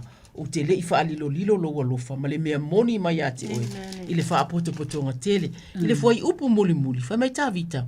A oa unei, ua o puapua ngā tia ma o mativa, e mana tua mai au e lea lii, o oe lava lo ufiso soani ma lo whaola, lo ua tuae, au a lava e te tuai mai. Amene. O le tātou whaamalo si le neia fia whaapea a. E le whai ngō fie le whaatali i le atua, i oe e moni o lo o tātou tatalo, i le aso ma le aso, i le taimi ma le taimi. Ai le fai e taimi e le fai ngō fie ai a. Ai whaafetai o lo o tātou fina upea i le tatalo. Fai maile o tā vita ma le taimi o lo o iai nei, o se taimi e le o, o se taimi o solonga le lei, o tā vita o le tangata tau, o tā vita o le tupu, a o lea e pei e fōlinga o le tangata, o lea e nono atia a. Fai maile le mea na fai tau ina e tūroto na o matua whaatalitali lava ia i oba. O na whaasanga mai ai lea o ia ia te au. Ua whaafofonga mai fo i o ia. I la u alanga. Le nei mea ta ua matua whaatalitali a. Ia, mātou te wha. Vi ia lea tua i o tau so i fua tatalo. Vi ia lea tua i lo tau nau i lea tua. Vi ia lea tua i lo tau tā pena whanau e ala i le tatalo. Whai mai tā vita. Na ia ave ina e au. Whai mai le whaafonga. Na ia ave ina e au. Mai le lua e mala iai. Ma le mea matua pala. Na whaatu uina fo i o vai. I lunga o le papa. O wha amautu ina i o savali. O tu ina mai e ia le pese fo i lo ngutu. O le vi inga i lo tātou atua. E i lo ai le toa tele. E mata tau fo i lātou. Ma lātou whaatu atua ia i ova. Mua. To e maua e tāwita le saunga le mūpo le a le mautonu. Wa au mai le atua, wa tari le atua. Wa au mai ia mai le mea na iai. Ai se mawala lo, ia nata te iloa. Mawala lo le mea ngoto ia le tangata. Pe a o iti ngā o le tino, o atu vale, o le fili mana, pe e pule le fili isi mea yo tātou wolanga isi taimi. Ona whaapea tātou tua i fo ina tali mai le atua. Lea whai mai tā vita. Na au mai au tu wa ui lunga le papa. Tu le pese i lo ngutu. Wa au mai lana, wa mai le pese fo wa tu i lo ngutu. E i loa ai le toa tele.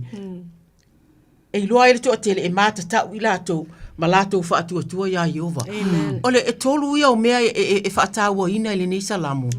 Ole security, ole tātou, whea i eilo tātou mautonu, o whea i eile le fi le mu ma le saunga le mu, ole atua lava ma le tatalo, ia, ole winga la a tari le atua.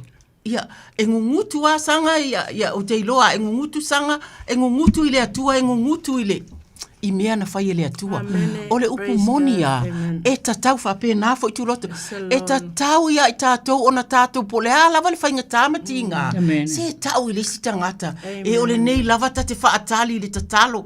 A ole ta te langona lava. Le mawhana mai o le atua. O lona winga. O le lava e te pese. O le te vivi ia te oe lava ia te oe. Pe o lai ta uatu. E te lei loa o lai wha maa losi ai fo le tati tangata. E i loa le toa tele, e mata tau i lato. Ma lato wha atua ia Iova. Pe o le winga le nāwhai mai e tu i o tō woinu. I o tō woinu uma whai. That's all right. They can wait. Ono sa ima ia e o i lunga le leina. Se i whai le tātou wha amalosi. Pai mai e tu ina ua uma ona iana au soo. Yo tau o atu e whai o tau maso. Maso. O a mea e whai maso. O mea uma na whai e Yesu. O vāvenga na whai e Yesu. O mea na waaia o le wha malo longa o le. Tatala le langi o papatiso ina mea wha pēnā. O le winga la o le tātou. O se mea o te fia wha malo sia tiri mai lava. Tau mea nai whai ele atua ia te oe. Se tau si au whanau o le nei lava ta te nofu tatalo. O no sa i ngā luenga O ai lae ma mafa i eile loto i inga i o ni i loa lava si au vaenga la o leini ngā luenga. Leini ngā luenga tangata i o le nei punou ama tatalo. E te loa lae o si au whanau i o po o uofo i. E talo whai a mam, talo whai a sanga la lava e tatalo. O le winga na o le tala. Tau mea o lo whai ele atua. Ele whaapea e. Ele whaapea ele whaapea wa tātou pasi mai wa uma mai nai mea whainga tai se si taimi. Ele ai te mea tau se pasia wa pasi wa leo tu wa maanga ia waka ofi mai le ava. Ele whaapea lai o le ke pasi mai le struggle ngā ia ngā uma ai lea ai. E iai isi mea nai o mai e isi mea nai o mai e nai o mai tua awa o le nei mea o le whaatua. Fai mai le isi whaatusanga fai mai e whaatusa ile whaatusa ia whaafita auri i le sou o le vasa o mea whaapenga.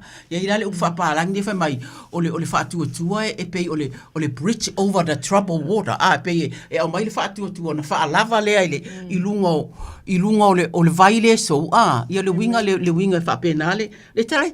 Ia e moi. Au le mea moi ai tele pasi mai se me tasi ma e pasi ai lo whaatuatua i se tali e tasi o se me tasi na e maua i tatalo o le ale upu moni. E le maanga whangafa ma o umanga whangafa. Pa alongo po o a mea lai e whetala i ai le atua i ana au auna i aso saa. O a upu lai tala noa ina i fono tatalo pe a tato i ai. O le ale leo le atua o maua mai ai nā mea. O le winga le nao la ufa amalosi.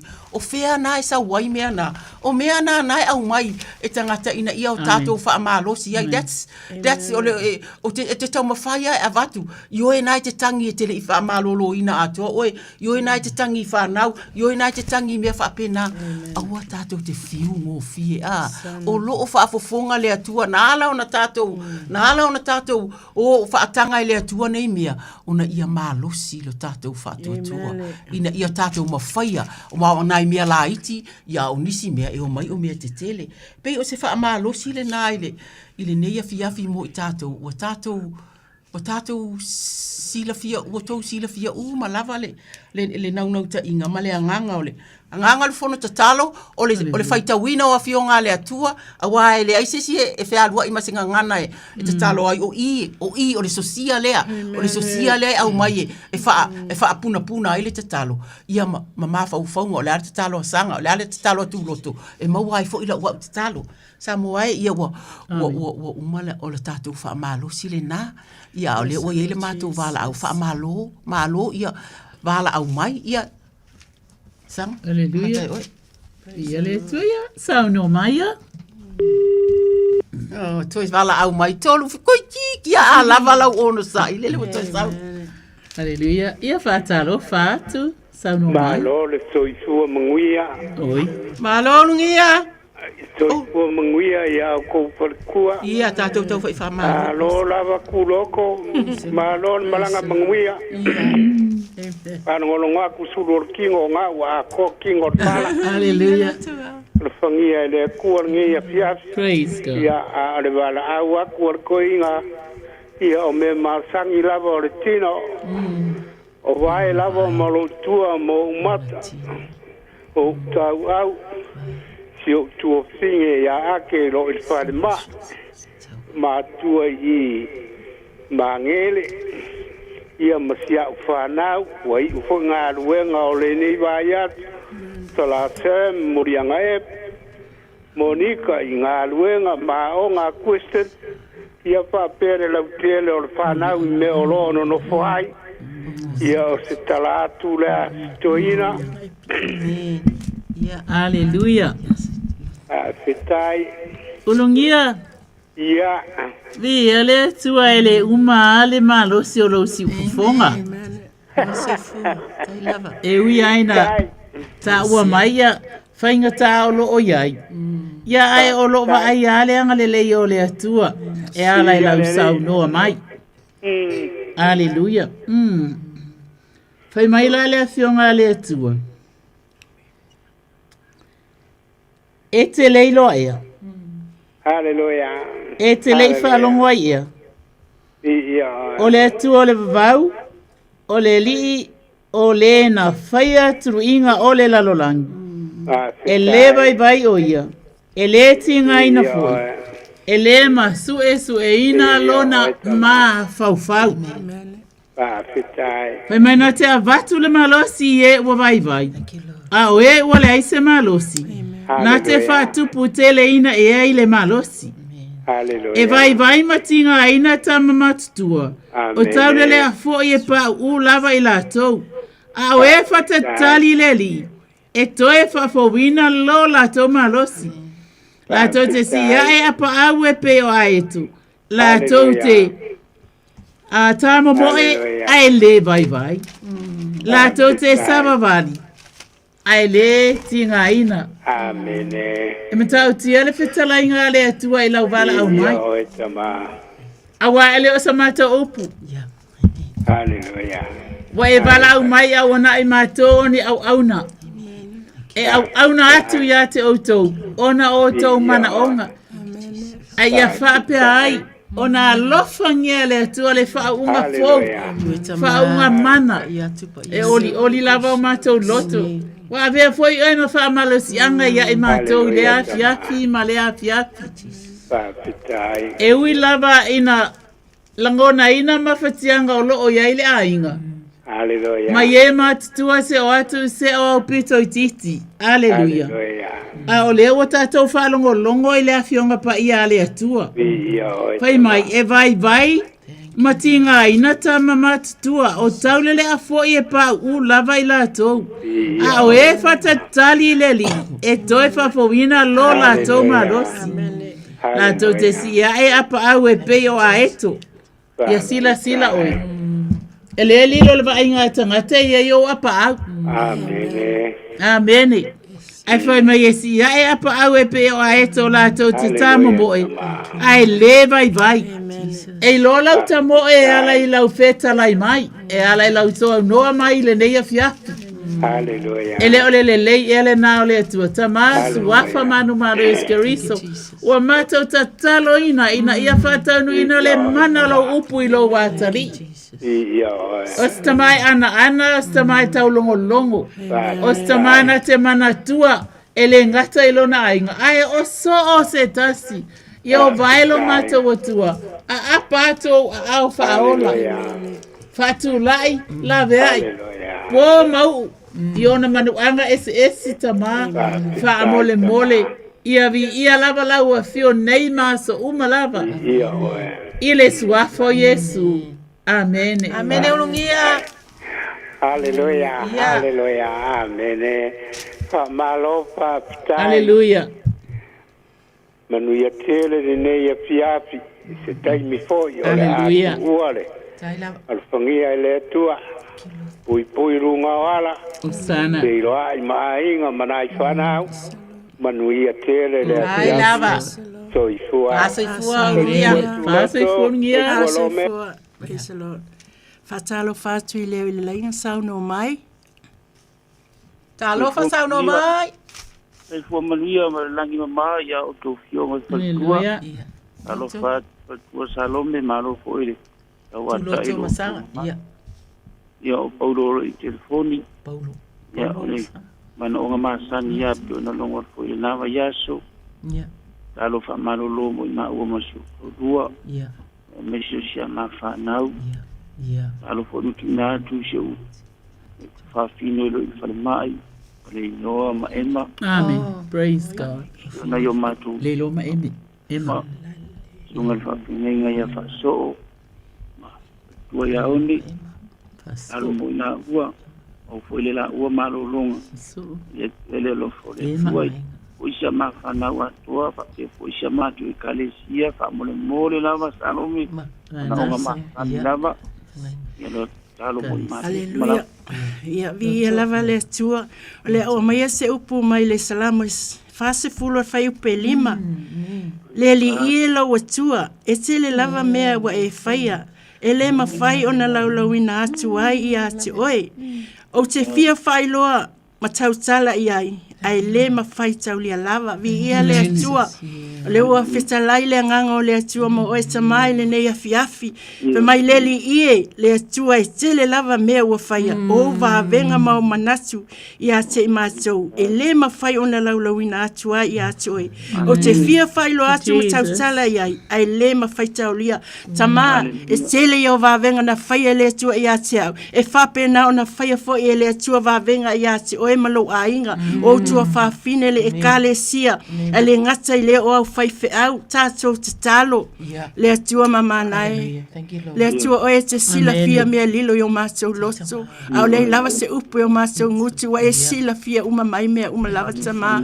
E siti atu ai Paulo ma le tina ma le whanau I ate oi. Wawa e feta lai I o te o mai ate au. O tau umai tinga ina mafti a venga. O au fo e malolo ai o tau. I o tau amo ina la wamo. I o tau whaoa o I ate au. Leanga malu ma le loto maulalo. Maua le o tau le malo longa mo tau nganga. Wai avengo fia la wamo. O la wavenga fo e mama ia. Aleluia. Feta lai Yesu keriso. Avato o tau avenga I ate ia. Ai maila na avenga I ate o tau ona na avenga I mama. Fa malo loi le tina ma le whanau whamanuia. I awa onga whamanuia I ngā luenga whamanuia I lau e kalesia le sunga I whawhenga inga ma le whalitua. No fo ato fita ma I a whamanuia. Aleluia ia te I la tau wa wai festa lei e manuia le me awina atu I lau upu e le toi fo I fua mai. Ai manuia le me te fina ngalo ai whamanuia le olu atu ma le toi fo I mai whamanuia le whawhenga inga. Whamanuia ia te I la tau uma lava whamanuia I ona tua whawhine le atua. Aleluia wa e festa lei a whai mātou te ole atu me I lo ingoa te whaia lava. In the name of Jesus we pray amen. Praise the Lord. Amen Paulo.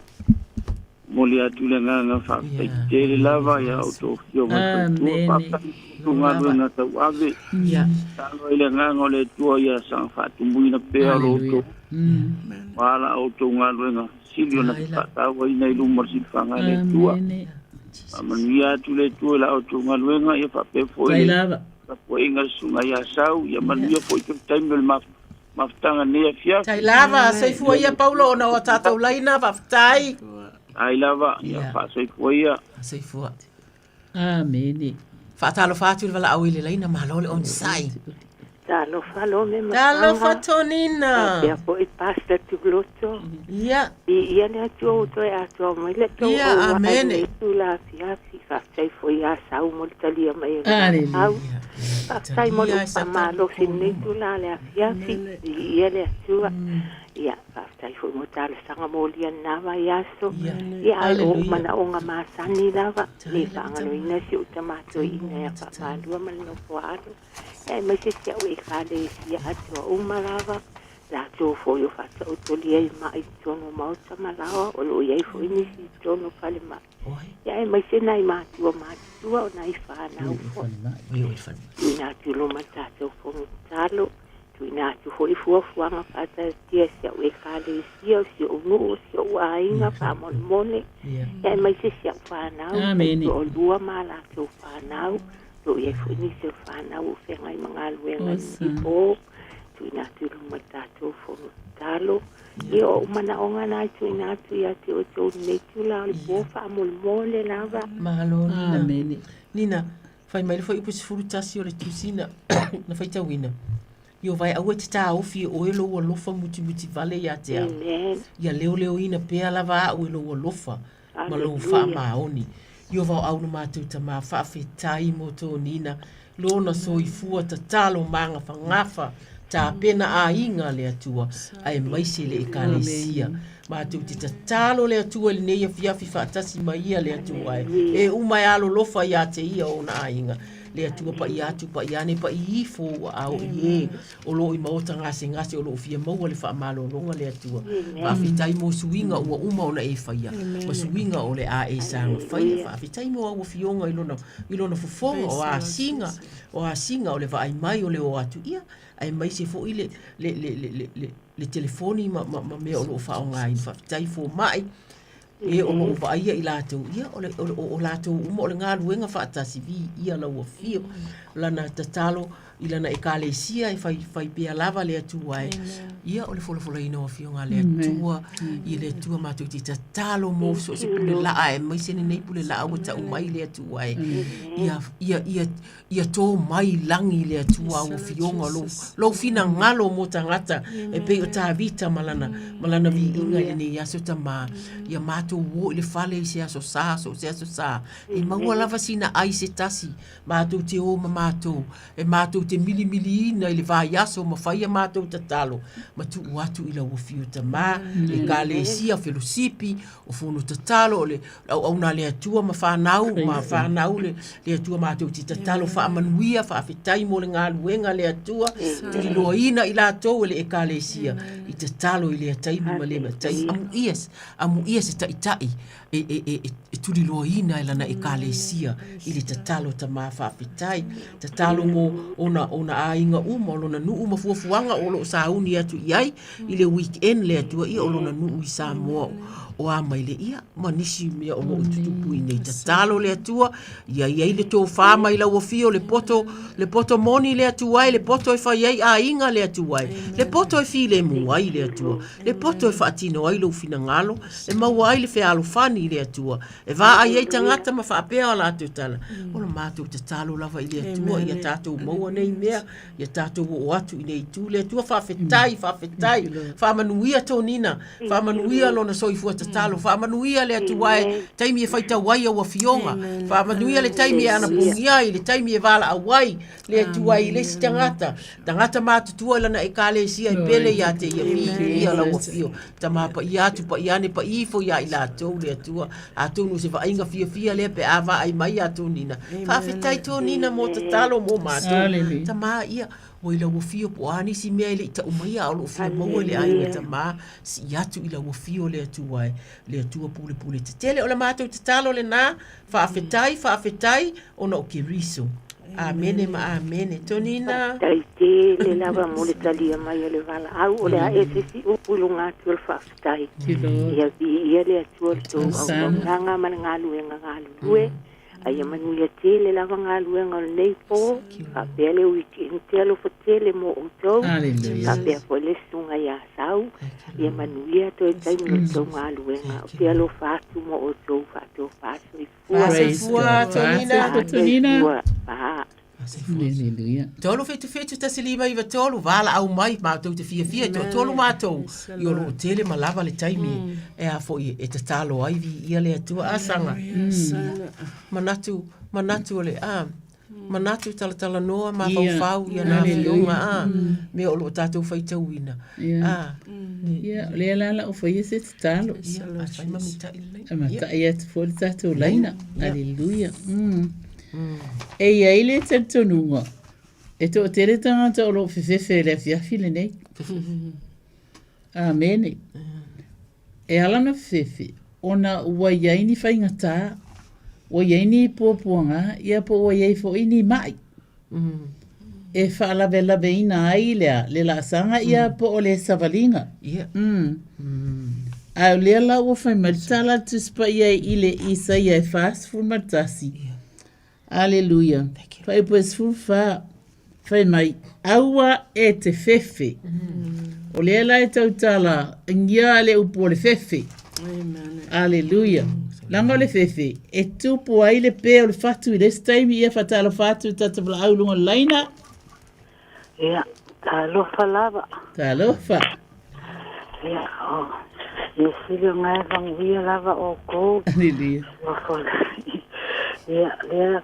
Amalia ko fu ka mo eskele va mai ko ia le la na nga ia ama lo lava ia ia me lava masangi lava ka ika nge fo ia sa o walu fa ikulia o ko ngati ia le fo ko sa walu nga fo sa ia o isi fo ia vai manga fo ia te ako wa me kasi a ka ile ko le lava wa mai fa mangia ngai ia ka ko ia kia uia ai ka ia ke o ko ke lo kain ko ke la lang so mai ia ia kia o mama ka kia ngal ki ngolo o ia i pa al mal ka ia ai pa maria ko foi pe o me masani inga o anko fo ia liluma busoli manga la ai ia pa te fo ia ngai sanga ngai o anti fo mo kwen ma nga masangi ai whangau ia mai se foi se o whangau ma la ko whangau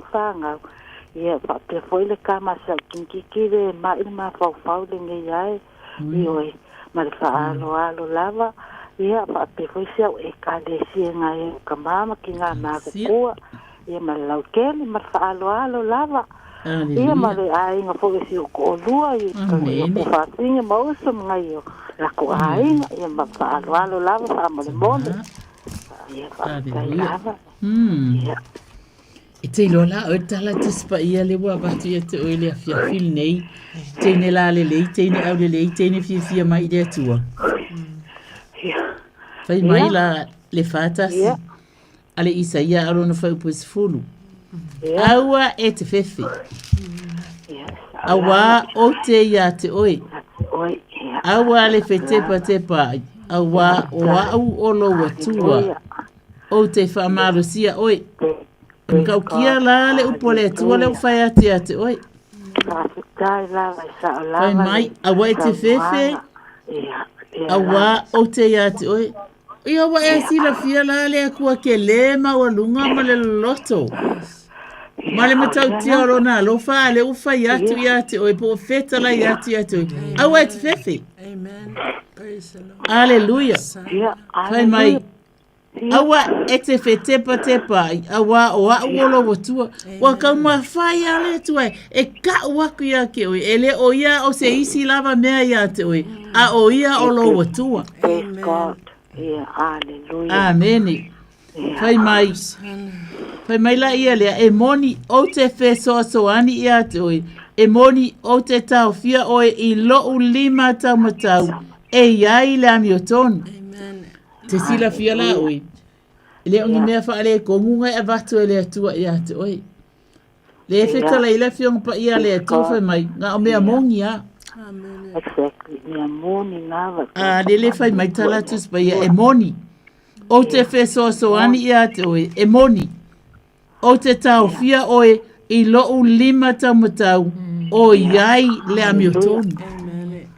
E koe ka awhi foi, oe lona a au. Ai foi mai, o lona 5, o loo iai le ami o tonu. E se le ami o tonu o le atua lona alofa ia te oe. Aleluia. Lo mātou ta māpa ia e. Wa mātou la ngona ina whaatasi e ofo ia i mātou o lo o mātou i le nei no fuanga. Mātou la ngona ina lava le matau ti o lo walofa. O lo walofa whaapale palea alofa. Alofa. Ele ai lava se alofa e tusa malena alofa. Awa foi. Wa au mailo walo pele e to tasi alo walo. Wa au maia ina Yesu ya i mātou. Ona olo walofa. Aleluia, fa mai fa auta. E mama siasi la to uma o eita ia te oi. Kangola ia ka vai o inga fia ka wemu ia ki oi ma ima popo nganga o ia ki oi. Vai e mama uma kanga olo o ia te u le tua. O le tua o le malos lo mata ta mapa ia angale le ilo wa fini. O iai foi ia siana tama ia postasi o alo mawhana o lo whapena o na iai ia ni mai pe ona lausi la fia e tangata. Ai mata te tali tonu ina. O tu e ngata maiti ia o lo o tele mano a iai lo walofa. Hallelujah. Ia vi ia lava la ua fiolo mata ua tua te angale leile tamao le ainga. E te angale lei i tangata uma o le ainga. O ainga o le tama, o ainga o le tina, o na ainga o ainga sala lau solo i lea mea ma lea mea. Aleluia. Iova ua matau tia oe ia wafionga mamana. Ua matau langona lava i matau lea mea. Oai oe ia matau te sa ili ai olo o ia te oe upole ola. Olo i tutonu o mātou whale la ua fionga pa ia. O le a fionga e ola. Olo ola le a fionga i oba. O lo o matuanga lue foi. O le a fionga e le nofo. Ai o le a fionga e ngalui. Ia lo mātou ta māpa iai. Whamanuia i lo wa fine. Whalo te tele a tili le suwafa manu malo Yesu Keriso. O le urufafo, ma le urufale. O na angos, ma o nga aunties, o na ainga umalava pe o na ta ua mai, lo mātou watu. Ia pa iane, pa iatu, pa ifo, ia iau a au faola. La veai. Amene. Io ele atua alofa atu ia ila tau, o te mana tua ila tau umane o lo ta ua mai tina. Le suwafa manu malo Yesu Keriso le li e. Anga le yatu, tangata iwa uma o lo o iai. I tu tono a ayo ngase. Ile su wafa manu malo Yesu Keriso. Amen. Amen. Whaapetai tele. Whaapetai lava le laki. Whaapetai lava. Se tai ngā te vili atu e te lia ma whaapetai lava e o tau. Ma whaaloalo. Ia. Amani e po te maa ni langi. Te ni whai malanga atuai. Ia. Ia, te tendo ia tili. Hallelujah. Pasi kua. E fatu lo e kalesia. Praise God. Ia le tua. Tolu fitu ta silima iwa tolu wala au mai. Ole we el tatu. Oh, okay. Tolu fitu ta silima iwa tolu vi ia le atua. Vi ona tau whaafafonga mai ia ole nau lava ia manuia a inga. Ia manuia whanau a. E apa lava le tina. E apa fo le tama. Ia. Ale nei taimi ewa noa. Ole a ufaya la se te talo. Ma o mai tawina le tatu. Ia wa aulo mātou tama mātou te si i atu o mātou au. Whaafafonga e, o lo whaafafonga mai e, o lo wala au mai. So se a inga le atu ai. Whaafetai ta mā. Mo a la tau fo i ta talo mo isi. Ai mātou te tatalo ia mā losi. Le tongi ina o le openga o le tatalo. E le ngata mo i lātou lava. Ia au isi le atua. Whaalau tele le tongi ina o le openga o le tatalo. O wā isi le atua ai. Whai mai tā vita. Whai mai tā vita ilana salamo na whai tau ina ili nei afi. ai upe fa e fulfit a unei wo puapua ngā tia ma o mativa e mana tua mai au ele ali o e lava lo so ani ma lo whaaola lo ua tuai au a lava e te tuai mai ta mā mātou te tatalo i le ono sa i le atua taimi o le atua tu vale o whanau le atuai po a onga o awa noa ngā luenga a whai ngā luenga o lo tuai na maua o nai whanau o lo whaatalia ia ni funding mo lato wa onga maua lulunga le atua kolisi po universite ia o lo whaatali ni i maota ngase le atuai mātou te tatalo le atua mo i lato uma a inga o lo iai le pongi sa ta mapu ele pongi sa ona o le tele o whaafita uli e tupu mai i le aso ma le aso ta mā whaasusulu atu se to atasi lava i to tonu o le nei a inga ta mā tu watu iai se tatalo u mai le lima o siana tama u mai le lima o tina tatalo mai o i whanau le atuai mātou te tatalo ia whawhangua mātou whanau e whaamanatu iai mātou mātua ia o mātou tatalo ta mam te tatalo ta mā mātou te tatalo i si ia tu uma i lātou le atuai ne ingalo ia i mātou le atua e vevesi ma vevesi le olanga o lo iai ai o a ele taimi o le tatalo ia wala i titi lava ta mā wa mātou wa tau o i fo i ita ia mea ta mā o le mango o le tatalo i le sitaimi ai tatalo le atua whaasuwawa i mai whaau mai e le anganga pa ia iso se ta mā iso se tina iso se whaipoiponga iso se e kale sia iso se autalavou e mātutua mai e la iti iso e umata mā ia e alofa whaaola mai i taimi whaapenei le atua ia avea i mātou le atua e ma e sulu fa iatu ia i la wafio. Ele ngata ia i mātou lava ia. A ona i o mātou tua oile atua e. Ia ma e umalo mātou atunu, ia whaalongo mātou talinga i tala, bo o o taua pēa, ia e vave lava na tu watu, e lua laina o le tatalo. Ia o lae mana tua ta mā, pa i atu, pa i ane, pa i ifo ta mā, i le suwafa o ke riso ua ole atua i. Amene ma amene. Amene, Lord. Praise God. Mea kakalo po yainisi. Ia. E mita ia lot. Ia, ia le li, mana tua fo nei tula nisi o lo whapena, ona whai malanga atu ono fufuanga whale ainga ina le ngati fo lea o nisi fo e wha pa ia ina tae au. Ia, tātou titalo le mana o nana upu, aleluia. Ma ia se upu mai le salamo e fast full tatu fai tau ina fai mua. Na o matua whatatali lava i le li. Ona whaasanga mai ai le o ia ia tiau. Ua whaafonga mai foi o ia i la walanga i le salamo ta Mose iwa tasi alon fai upu e men. Come on. Fai upu e suma wha. Ona ua nau mai o ia ia tiau. O le mea lea o te wha. O lai nai o ia. O te wha. Ma malu ia te ia. Ona ua iloa e ia lo loa. Amen. E wha iloa e lea tua le tangata e matau ia te ia. Fai mai o oto umo e matatau i lea tua. E alua ia te o tau le laola nami o tonu. E iai fo le mea tau te malolo ai. Amen. Fa aftai lea tua i lana upu nei afi, aleluia. Wa ia fetalai, o e whaatatali a Iova, e whaafawina o lātou malosi, e sia e o lātou apa au e pe o a eto, e whemo e ia le vai, e sāva vali ai le tinga ina, e whaamanatu atua ia te i lātou o lo o mauai, o lo whaapenau na sauni uni atu i fuafuanga whale a inga le ngata foi lea nisi o le a whaapenau na whaapa ia ina o lo manatu mai lea tua ia te i tātou wa ia whetalai vala au mai ia te au ona o tali atu ai le ia te o e mau whaali atu o me tele mal whangita whai mai o mea tātou tele iloa au me o sauni e lea tua mo o e mau pe a whai tātou te ana ia te i ala ila na whiong pa ia le suafa Yesu. Amen. Awesome. Hallelujah. Awesome, sis. Ia via lea tua ia lau tam whai atu whai. Ia wanoa, amen. E whai se isia tātou te talo. Amen. Hallelujah. Ia se talo mo i lātou. Oe olo o whai ngatao na tabili mai. Ia pe telefoni mai.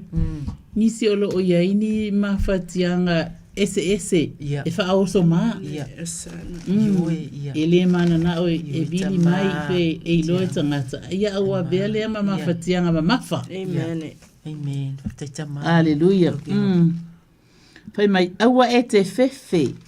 Aua o te ia te oe. Aua e te whe te pa i whaauta. E mama siasi la to uma. O e ita ia te oe. E ia ime ngai popole e kangaka. E popole ona o e ita. Ita atu ia te oe.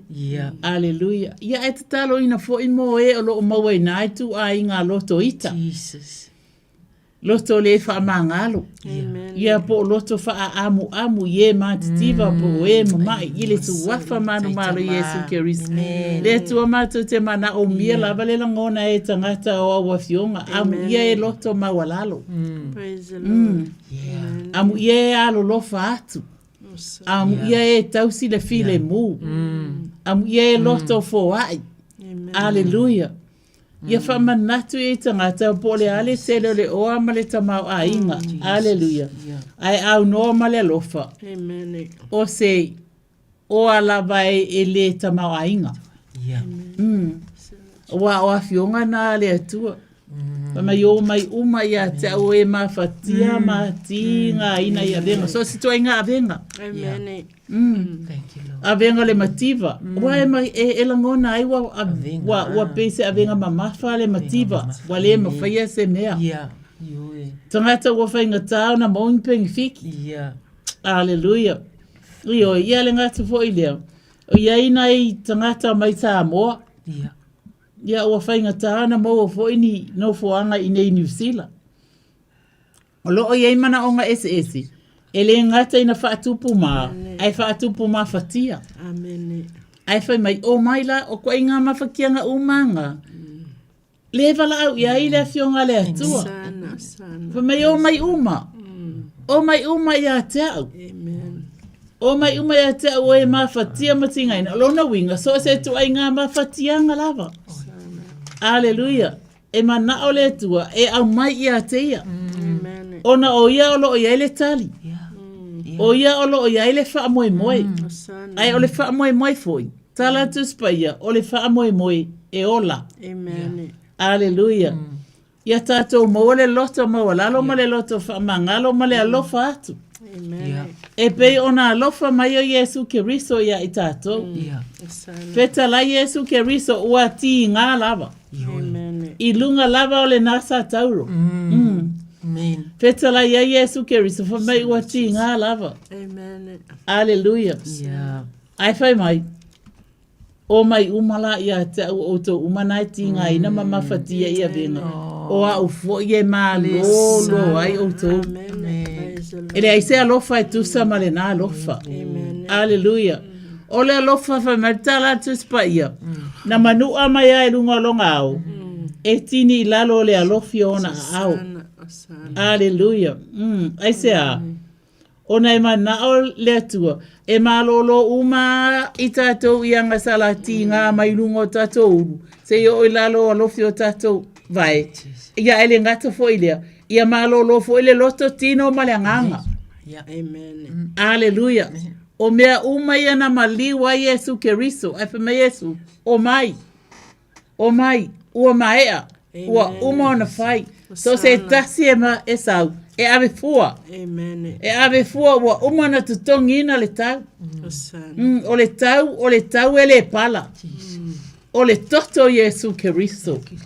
Na malingi ilunga lava le nasa tau. Ai me Yesu.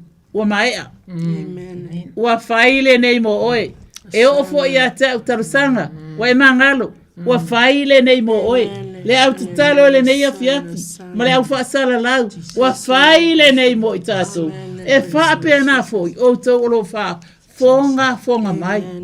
Awane i o tātou mata mumuli. Aleluia. Awane i o tātou mama. E tau watu i le atua. Aleluia. Mea tātou te mana na o ai taratu spaia. O lo manatu mai o ia i tātou. Paftai tele lava tama. Paftai Yesu. Paftai nganga pa ia. Amen. Amen. Awesome. Malo. tuli loa pea la tātou tolu fetu tasilima iwa tolu ia po wafaisina wafaisina kuaia atu mai o le laina ai lea whaina e toa tolu ai ufia whaafonga mai lea whaina ai toi tuli loa lava le tātou salamo lea na whaitau lea whai mai ai tāwi tau toe alu ai whaitau te fia iai fast food a o unei wa o pua ngā tiva tia ma o mativa e mana tua mai au ele ali o e lava lo ofeso ani ma lo faaola lo o tuai aua e te tuai mai o e lo ofeso ani fa mai wo pupu o le tupu o le tupu o le tupu ta vita o le tupu e fa alongo ilana fa mai wo mativa fa mai wo mativa wo pupu ngatia ai mana tua mai au ele ali o e te mai tama yo vai o e lava lo ofeso ani ma lo faaola lo atua au ai te tuai mai ia o lona winga ia o la lava turi loa le tatalo fe mai au ai te tuai mai ma na ia fo ina ina u tama au ai te tuai mai ia ai le fa pe la wa lo no ia so i tolu po vai so i tolu ia ai sanga fa manatu mai sanga ia te tatalo lo metatu tatalo tama o mato la ngona o mato wa longo itino matangi le leia wa fionga tama I lo fesoso ani mai, I lo soso mai ai mātou, I le nei afiafi, I ngutu po fofonga o lau whanau, po o wafa fine tama, e whaalau teleina le atua, loa lofa ma loa ngale le tama, po o ai lava le tupu, po o ai e mau mea, po o ai wa mautu, wa uma mo kesi ima mea uma, e fia ona fale, o a uma le atua e ai le taimi e mativa ai le atua o le mativa lea e ta umai e ta vita tama, fesoa so ani mai mātou te iloa e iai struggle o te tongi ina o mō kesi ana ia mātou whanau a inga lea tuai e iai struggle e tu uina o tau mawhai te tonu I lunga o lau isi taimi lea tua ai tau pēa o mau te mātitiva ai lea tuai ai lea lava ia tangi atu pēa le tina ia tangi atu pēa le tama e whaafofonga I o latu tama ua toe lava o tinea lea tu toe o le penisini lea tuai e tā ua I mea uma ia I lau wafio mea uma lava mātou te pangati ai. Sia atu tama. O pongi mai lea tuwae I lātou. Whaaloto te tele I lātou. Amu ia se alofa I e mativa. Pe te ia. Te ia ua tau nuu mai le asia singa se wo ia po se si o le ainga. E sau ia ele sau nao. Nao ia o lai ei me au mai tama mātou te iloa e te whealua I.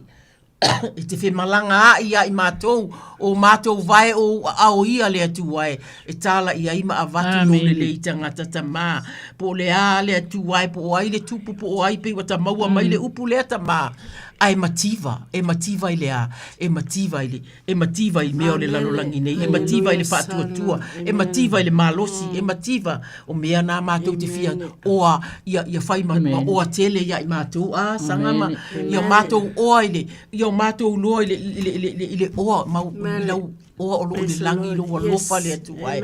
Sau nei mātou o mai nei, ai sau ia le uso ma le basket e tumui fruit, ua pā lasi I lalo ona fungala au whawhetai atu loto uma, o le nei lalo langi ma le nei atu nuu le atu ai, e sa vali le alofa, e le nofo mau le alofa, e tupu le alofa, e tupu le mea avea e manatua upua mātua, e tupu mea avea le atua. Sama whawhetai mātou te tatalo mo au na uma le atua, lui ma ane o loi fiti le taimi nei le atua, wha malo sia o e ka le sia, le toina o fatu wha au penga ina le au whai ngā luenga, ina ia totoa ma tāla I le tala le leita, ma vatu le mālosi, vatu le lau pa ia ina I la ua le nganga pa ia lau anointing ta ma pa ia tu pa iane pa ifo ma ua le malosi le atuai I le fellowshipi taimi e fola ia ua fionga taimi e tima iai matula iai le atua fua o le nganga pa ia o le alofa love, joy, peace, patience, kindness, goodness gentleness, faithfulness, and self-control. Te o fua o le anganga le atu wai ina ia mawhai ona whaasusuina le whaatoanga le atu wai ina ia fua nā le whai mai o le fua o le anganga pa ia e tumuai i mātou fiafiai. I le suafa o ke riso o wala au atu ai tama. Amene ma amene. Amene. Loto. Hallelujah. Hallelujah. Glory to God. Amen. Ole au me se mau mala fianga pa ia le tua le matayo fitolo fa ipelu suma fa mai ole nei ai se fa longo ia upunei ma fa ia e fa tu saina o ia tanga tapoto faulo na fale lungo le papa so mai wanga pesi mai matangi ai le paulava wa fa vai na lungo le papa o le papa o Yesu Keriso o le papa tato se sulu fa ai fa mai ole nei ai se faulo na fale lungo le ole fa mai e so mai wanga pesi mai matangi i le fale ona pa ua i le ua nuti pala ina lava fa mai ole tanga sai fa longo faulo fale lungo le papa au tanga se le falongo e faulo na fale lungo le wa esi la fia matato e loala na upu o Yesu Keriso le papa e mana o Yesu Keriso e fau tato fale lungo le papa wa o yo le papa mausali le na ia festa la iai o nei le ala upu moli maleola e le alo tulava se tasi le tama pe ale ui mai ya tau wa ia festa la fo ile matayo e ono fai upe tolu ia o tu sa ili lo malo mala wa sonu ona fa popo nai le o ia me uma ia te o wa o lo malo ele ai ni me ai poni me inu a le ami o sonu male file mu male oli le ngang pa o lo tu sia le roma suma fa upa suma le fitu ile suafa Yesu Keriso amen vi ia le tua sanga we still have lots and lots of time. Amen. O le taimi le ia le nei e fa so ai le tele o tatalo. Glory to God. Amen. Hallelujah. You're welcome. Praise the Lord. You are welcome to listen to us. Yes. We're still praying together with you tonight. Yeah. Amen. Ole le leile na o lo tato wetua. Hallelujah. Isaia. Le na e fa se fulu ma le fa. Ai polo e se fulu ma le lima. O le ua fita la ile atua. O a ua Yehova. Amen. O lo o tō atua. Amen. Koe whamanatu mai ele atua. Awane ingalo ia te oe. Awane ingalo ia e mātou. Amen. Alleluia. Whai mai o a ua Yehova lo o tō atua. Pa ia. Amen. O le na whaia Israelu. O lo o tau tupu, o lo o whapea na whetarai mai o ia. O le na whaia, le ala i le sami, ma le manga ala i le sami so tele. Pa ile makau kia o le atua. E ki ngā anga so le sami e mawhainga whaia i le atua, le ala ia wa a le ailo le atua. Ia le koe mawhainga whaalua i se wa ailu o le sami. Whai mai, o le au maia le kariota ma le solofanua. Wow. Ma e fita ua la tau ta o oto fatasi. Ua la tau le to e tu lai. Ua tiene ia i la tau e pei o le vavai ua tiene ia. E pei o la mepa. Amen. Awa tau te mana tua mea na mua. Awa foi tau te ma fau I mea na mua. Amen. Amen. Hallelujah.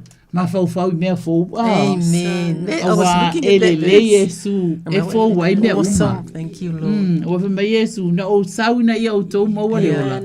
Maua tiri ai lava. Fa me fa auta. O te whaia se mea fato ai loa nei. Amen. Ia o le ase mea na e tele I loa le ni e fia na e te fia I loa. O le ase mea se afo I se tinga o e mana o e ave ese. Amen. A o whaingata ana e tango e ave ese. Ana wai ate o ele pule ma le mana. Ua umana ama Yesu Keriso whaauta o te whaia se mea fato ai loa e tupu a e nei lava. O le makau kia le nao le tua. Ia. O le tua e tupu ai mea. Thank you, Lord. Ai ole mea lai whetalai ai la fionga le atua. E mawhaina e whaia. E mawhai ona mātou whaia. E mawhai ona tātou whaia. A wā whai o lea wai a keriso. O le tangata whauia. Wa mawai mea tuai. O mea tuai. E le mawhai aini mea. A o mea whau. O mea na e whaia e le atua mo i tātou. Aleluia. Whai mai tau te leiloa ea. Whai mai e moni o te whaia se ala i le vao lafu lafua.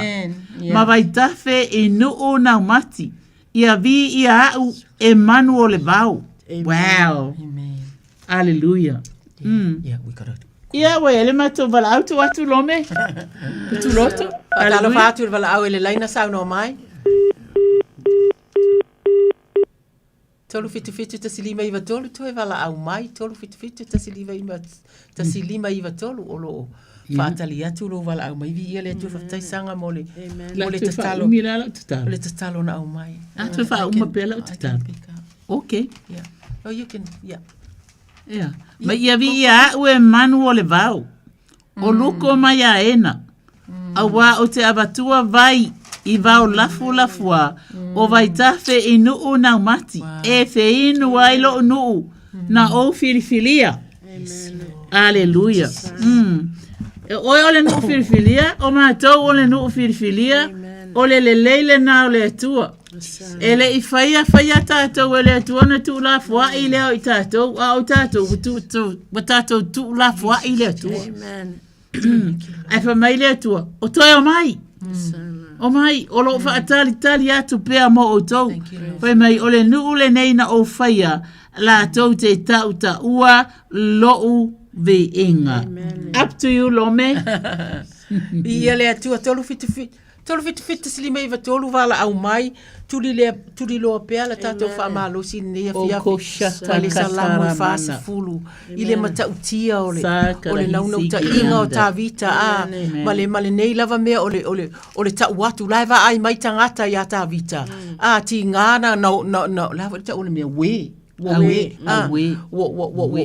amusia i o le tupu ia se fai ia le fai mai malo mai le atu nu ma le atu nu ia se fai ia live ai mai lava e se a winga o ta vita ia fai pi o le winga o se fa malo si le nai ta ua lava nai mea e fai le mua tu lava ia tatou au tafa i la tatou fa tua wa o le fa tua a si am pingi ngei o le mea moni ai le ave la fa tua nai te o ai fai unga le e te tau fo no e to si am pini tai au ma le aso tala tua tai au e ai nai o tatou tina sa masani na vala au mai o le maua talo fai o fa au i o ai fo o li lesi ia ma fa alo fani isi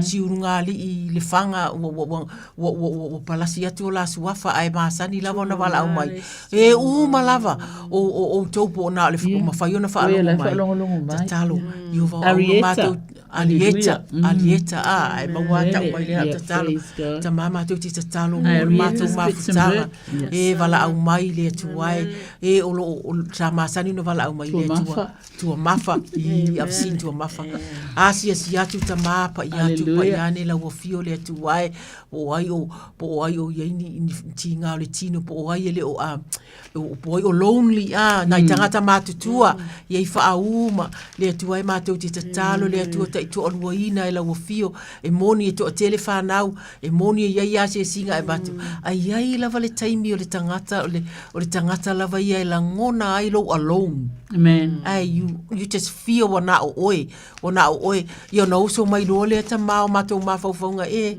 talo fai sia ta fa na pe e vala au mai pe o winga na ta ma to ti talo fa ma lo si atu pa iane pa I fo le tu ai fa ma lo si o mato lo to fai mai ya isa ya to te leilo ea to te leilo ea o le atua o le vavau se ia o le fa vavau o le atua e le aise e te leo na mafau faunga o le atua e tele o mafau faunga le ale o fa na o o e matitiva a o e o tei o tupulanga o tupulanga e vai tupulanga a tupulanga o le taimi o le lato malo musi ai fai mai isa ia e ye le taimi e vai ai a ye le taimi e vai ai a o e fatali ia te le o e fatali ia te wa o e fatali le atua fa fuina lo lato malo si e si ia e apa au e pe o le aeto e sava vali e le pa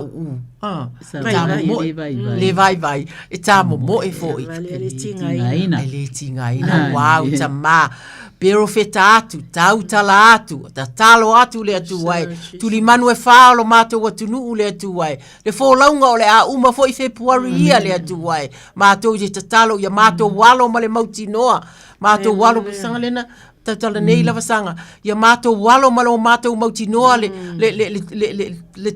le mea mātou te o iai lea tuai, o la wafio lea ia mautūlo mātou whātua lea tuai, o a wafionga lea tuai, aua mau te whaavai, o e ka lesia iai taimi mātou te vai iai ma leo i tapua inga a o le mea moni lava, e iai a mionga ia le ti apolo te do o la uatala e to wa ulua lea tuai, e whaavai, e ona e va pia ya le o lo vai aso le ai se mea fauna e maua le ai se sina e ui malo o mai le ainga le ai ni si o le kalesia o lo apa mai ate o eta ile lei wa ai atu o mai ta mama tu te talo that we do not be isolated, Father, in the name of Jesus, that we will value church on a Sunday. We will value walking into church and looking around and see who is there. We will value worship with one another. Le vi inga, le mato vi inga fa atasi ta pena ai lo mato vai aso. Ai mai se au fionga ta ma e fa laule le ai o mato wala. E fa loto te le ai o mato loto. E fa tupu mai ai ni te talo ta ma fe soa ni mai ai mato le atua. E le ai ma se si o mato o si ampini le atua ele nei me o le tatalo. O le salamo le fase fulu o le mea moni lava o le tatalo e tapena ai o le tatalo ma le meta o le discern ia e loa po le ale fina ngalo o le atua o au mafaufaunga lai ai o a upu o lo au mai le atua i au tafa o lau faita watu i le afionga le atua e iai nai mea ma ai anai au mai le atua va ai lale va ai ane i o le mea le te o lai vatu le upu le fa ma losi ai lo tau tala ia fionga le atua le tama ia mo lava le tatalo tama ia se tatalo e na mo nei taimi ia la wafio fa fetai mo ngana fa fetai mo mato mutu tu lo le la tunu le atuai ia ma mato leo ia ma le vala a wina i le suafa o keriso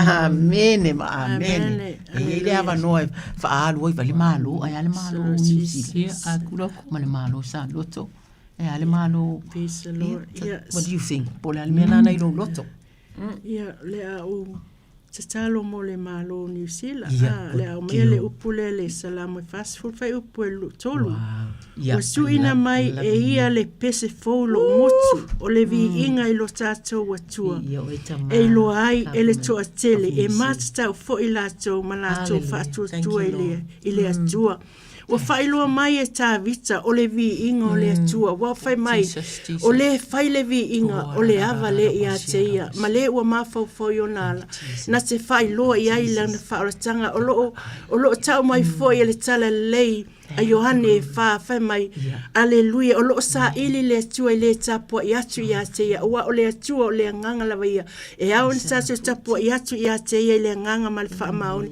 e ina ua le ai se vi inga o le atua i to tonu o le kapeneta a le fai loa mai e le atua o lo la vi inga au noa ma le vi inga tato te le mawhaia se mea e fai sa o moli mau o lo vai le ngungu au te tau no klei mai le upa le atua festa lai le atua ia mose o le ana me lo lima fai mai mose o le to na mai e na fai e le atua va venga i lona nu ai kupito le to na malo lo vai le suafa man malo Yesu Keriso amen praise the Lord hallelujah go sa fatalo fatu tatu bra urunga le line sa no mai amen Talofa. Josefa le ki fong. Talofa Josefa. Alfa, ya huni se brambi se karo mon fa malolonga fa pot. Josefa. Ya. Malolonga. Talofa ya Josefa. Aleluia. O Yehova o leo mamoe o ia. Ele ai se mea o te mativa ai na te awea o mea o ia ele wau mua o te taoto ai. Nā te taitai a tau tawhatafa o vai tawhele mūna te whafoisia mai lo nganga. Nā te taitai a tau i ala o le ami o tonu ona o lona suafa. Pamela ia e wi lava ina o savali i le vanu o le ata o le oti. O te le fefe lava i se mea leanga. Ai se a.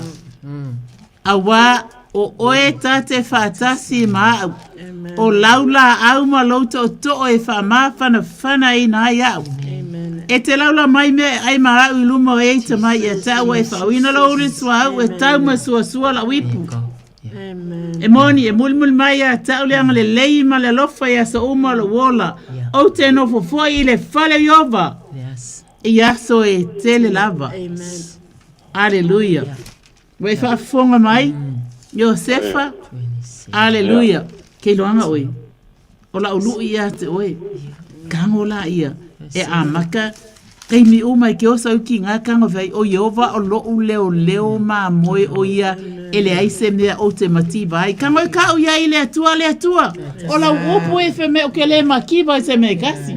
O ke le makiba le malose. O ke le makiba le ola. O ke le makiba le ola ma lolo inga.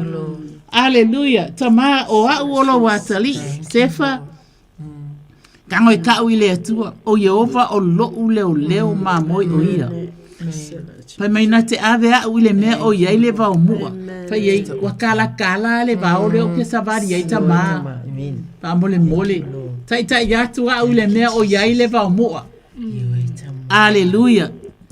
Pai mai na te tai atu i le i tawhatafa o vai tawhe le mu. Kei loanga oi. O le kele i o vai kafe ai esel masau o la kowo. Amen. A o le vai le tau tala i le fionga le atu fe mai e kafe le mu longo winga. E peia o la e lomi le mu oe o manuanga o lo tinu. Aleluia.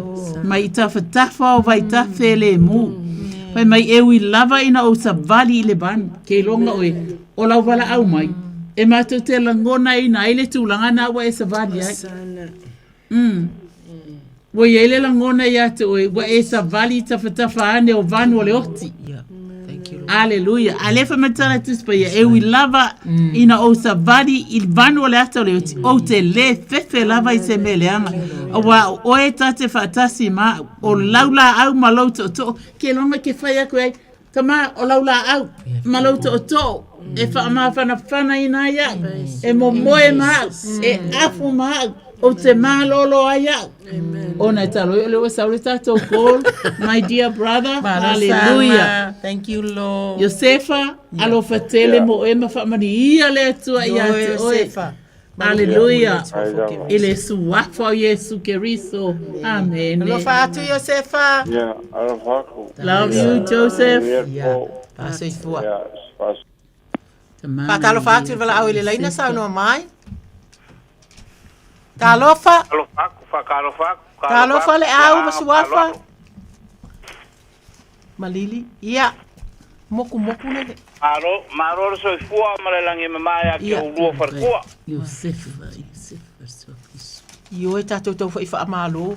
Malo. Ua mai kaika.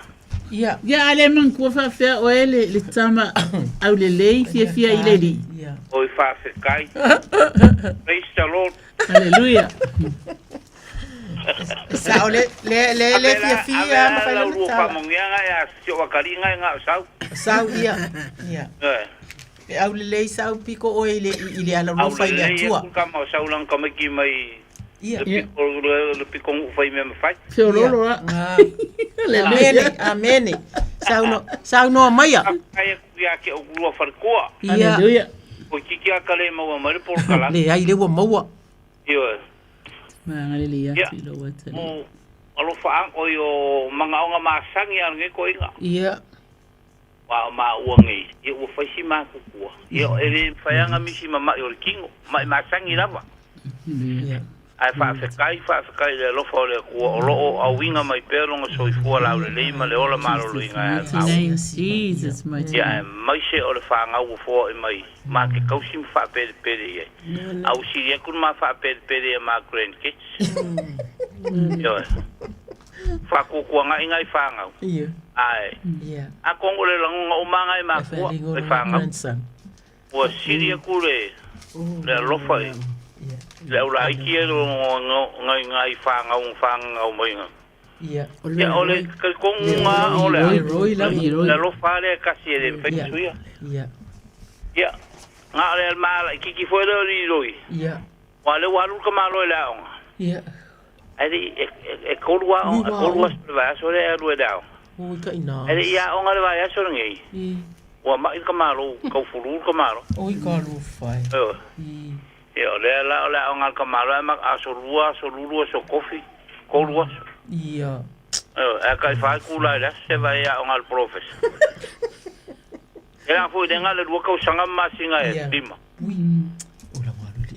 yo ya wa ka malo ya onga ya manga mi se kalo fa malo ro ya ke yo ku pa ngai ma fi kampen kalo langa ngi yes ka ya rufangia ma de langi fa marunga ao lofa e bulenga kaya lido ya kupulanga umari do Joseph ya malo kako kungume umole la kupulanga le ruma le dimama duata iluma duata iluma ya mori koila ko mola ko soifu ko kupwa ya afkai foi sa kunga kulava ya sorfanga fun femla ko skasor fanga ola ko songa wala ele ko ile ko fo mai daso po kaya ya afkai lava mo kar sangam fa mo ya ko ngonga per ma fanga ngi ai yo i ai dem fa ya moriaku amen no kinga se ka kalo mo si ko fingene loi makale ulianga ku so ku ngo kalsa haleluya ya ole foi wa asia si mangi mor ko ma singa ye ko foi sa mo le so sa lava ya so pa ulia ku nga lo fam lo nga le a lo mangui ala vo ya wi ala vo ya al memo ya nga ka ko nge woli mangi ko sa nga de amai ngi fel ko ngal fa pe ngi wo de nga de okay ya le lo fam nga le yo de ku olo le me foi ku la foi ya ma kalo aku mo ka e uma ka mam kinga ma ko sio ma ko ngolo mo e ma kingo sa mo mangi sidangi ya nga mi ese kalo mo ila ko ya e ka ulu le lo forno ka ko ma le langi ko fa fo siero la ko ma lo si pe aku sai mo long pinga ya kalo fo ngi ko inga alo fangia da ma wa pula la ngoko so yes lord mau pe la ko ma fukanga mal ka kom kayo la kuinga ku fo isia wole o lui ko pai ka ko lo ka ma mengri bridge pe ngo fa ku sa wa sia ya o ka kongula valo fa ka si o ia mal ka kom kayo la ngi vai ka ya ngo wole mfai o ma yo kingo wa o mo ho ya so malos ya man ko pe o ia ka ko kar sanga ngi fias yo le ole ngale amale fa lo alo ya ke o ro for ko e o mi ala la visi wa mau mai ko wa mako ai ia tato wole fionga le tu e fa ngai itia i lo tapo ia tu le tu fai mai ta vita yo ta vita fo fai mai ana o le fa tu o te iloa o te iloa le anga le o Yehova ile nu o tanga taula o ua o fa vai lava o ko se nei tamo ta vita ina fa tali tu ia Yehova ina lo to tele ia e fa amalo sia fo ia lo lotu ina fa tali lava ia te ia fa tali lava Yehova aulo mato tama fia lava e si atu le au malili ma le ainga le atu ai. Whaafetai suru le tino o lo maua le malosi. O lo iai lava le atu o lo mawhaita o na tau tatala ma whaafeso ta imai o lo mawhai asi. Tau si whanau le atu ai. Ai mātou ti tatalo ia toi tului le malosi le nei vai tau tama. Ua mātou langona fo i le tau ua whai lava nai o na suinga. Le atu pa i atu, pa i ane, pa i ifo. Le tino o le tangata o lo mana umia le malosi le atua. A wale whaangao yo inga o a inga le atua e. Ia ai maise mea o lo mana o mawhina ngaro i ai la tau. E ta talo mo li roi ta maa si i atu li roi la wafio. Mātou te pepese atu, matau atu ia wafio. Ia epa i atu, ia epa i ane ta maa ia li roi i le atu wai i whaale tonu o le malosi o lo i ai le atu wai. O mātou te iloa o lo i te tonu o lo i isi ta maiti o lātou filongia i ia onga le atu wai. Ia o taimi fo i e pesi ai isi tu ai ngā whama i le atu o malupuipu ia le atu wai. Ma wale malosi ato atua le atua ta talo mo tanga mo le au whaia onga po o teikea o lo o iai po i lātou le atua ia alofangia ia le atua ai. Alofangia li roi le atua ia fia ia i te tonu. Ia fia i mawasana wo ta alo iai. Ia fia i whaia onga ia whaapea whaia onga ia mātou whanau. E ia mātou popolenga i le tu watu i o mātou lima le atua ai talo whae po wa aia e sesisi au tamatama ia e malutia le roi o pongi mai ia le atua i le mātou tatalo. Whaafia ina whaia onga le atua i ona winga le atua ia malona masona fia le atua mausana wo le le whainia la ta alonga ma ai whaapena fo i tamaiti ai le wo le atua i o wātiri ai le fia alu le aonga alufangia ia ta maa whaamalo sia ia te ia ta talo fo i mo tupulanga uma o ta umai le nei ai mai se lava tupulanga li roi le lua tau sanga nga i lunga le atua o taimi whaingatai mātua i le tu watu ai oi whainga luenga ia pole ona o onga wai mawai fo i lo lātou boto le atua ia e wha au penga ina i lātou le la iti i le taimi le atua i le whaalongo i whaia onga i le pese whaatasi maisi le atua whai tau tusi i o a uma mea le atua o inae e ste ai le fia le no le kamentiti le atua alofangia tamaiti malaba le atua e le ngata le onga li roi a onga malaba i New Zealand nei o iai umanai na e mātou whanau le atua i alofangia i malutia i lātou taimi e momoe ai ma taimi e tūla i ai le atua whawhanga ai le atua ta talo whaafetai mo whaia onga whaafetai mo le ono sai whaafetai le atua i ai lava le anganga le atua o le pele le neia a se ta mama se tina ua tu umai ati mātou ta maa whaafetai whaamanuia ia i lātou le atua whaamanuia ia i lātou ma lātou fo i whanau ia e tali fo i a lātou ta talo mo whanau ta malanga whaafetai ua tau nuu manuia mai le atu tai ua tau nuu manuia mai ta maa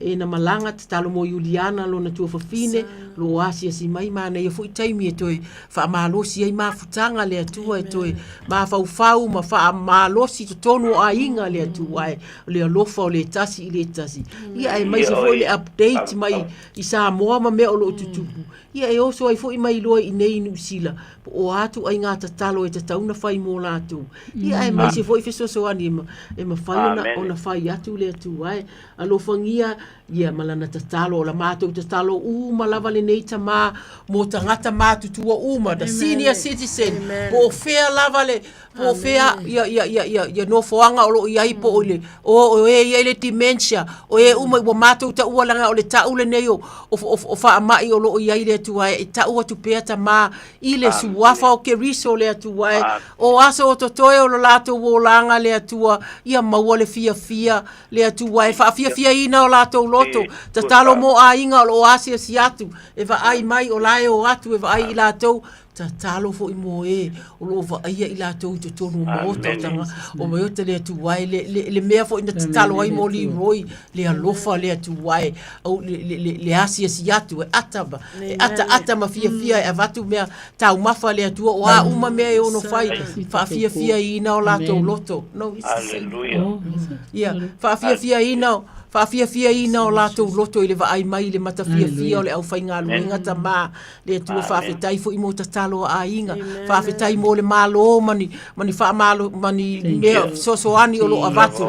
A wale so i fua manuia le atua. Communities in New Zealand o lo invite i tangata mātutua i te sosoani le atua whaafetai le pule te tele ma le alofa i mātua whaamanuia ia i lātou ta mā. Le atua matalo fo i mo lana o luito o le pai tau tolo. Le atua e whaamalosi ia te ia. Ta mā mātou te langona o na ti ngā. Mātou te langona le nofa to atasi. Mātou te langona taimi wa tu mai le tua le fo mai. A ua na o ia le atua e le popole. O whanau ma a inga le atua e moi mitinga o le loto ma le anganga. Talo o whai ta mā mātou te tatalo. Wha mawhana whana lo mana pa i atu. Pa i ane o te mātou te iloa atu o se tangata o lo talo sia e le a inga nei ia e mai se le au lotu le atua e. Le atua wha malosi ia te ia. Ra ua fionga i susu e atu o lai eise upu e fisosoani ia te ia e asu watu sesi ia sa ta talo mai lava e wha aoso malosi. Ma wha aoso ai le fia ola atili le nei lalo langi wha inga ta o lo mātou ieita ma. Wha manuia fo isi ona a inga le atua e wha fitai mo e o lo watu e asi ma wha manatu ia te ia o lo mātou tu i mai lava le muli papanga. Iau ta o tonga mo ti nga o lo ye tama fa fetai fa manu ia lima ma le au ma le whanau le atuai le pule te tele le atuai o avisiona po le vainga mo le tausanga mo ainga le atuai e tua ia whapea na i whaau penga ina i la ua le atuai po a lava o te tonu o le ainga le atuai mea umamana o mia a ia siria i le whaau penga ina le atuai lo wanganga i le tatalo i au fionga i le tufatu o le alofa i le asia si atu le savali atu le atuai o ai e le fia maua se uo whapea ma se ainga whapea vi ia la ua fio o na ke riso o mato o le atuai amene ma amene Kere a ke urua whalkua. Mātou malota i oe o whetau i amale. Wa leo e wha uma ina le mat por kalame le au ma lo lava. Kai, o le mea si e whawhikai o ka mau mai. O ka whaia kala fwede le pe a whaile awa whasa more, a wakse awa se makai whawhikai o ka ingo. Ala le whawhikai o ka maua mai o urua i runga o. Ia le atua ma lo whawhikai. Ia whaamanguia le kua, masama whaamanguia ia ke urua, alo pangia le kua, ia whaakumula urua. Tai lava. Au, wā le wholo inga o fionga pa ia le kua, ako mawhukang kalo ngia fiafi. Ia. Kai miko. Ia. Sau, ia tu, o le awha uma wha, malo sau, malo, ia Samoae, lo wanganga e wha manu atu ia Iova, o mea uma o i te tonu ia te au. Ia wha manu ilo na suafa pa. Ia lo wanganga e wha manu atu ia Iova. Au a fo ine ingalo ia te au. Se mea i tasi o na mea alo. Samoae malo, wha malo atu lava, malo, wha malo si mai. O sa alo me micho moele nei. Ia wha ftaia ma wha ne ina le suafa Iova. Le atua o le amatanga e o lava i le ngā taanga. O le nganga whawhitai ka e le atua ono le neia fiafi ia e whātu whātu. Soifua Samoa. Tuloto. Tarusanga se iuli pule tiu atua. Tuloto Miss Patty. Soifua ia. Wha soifua. Soifua ia Samoa.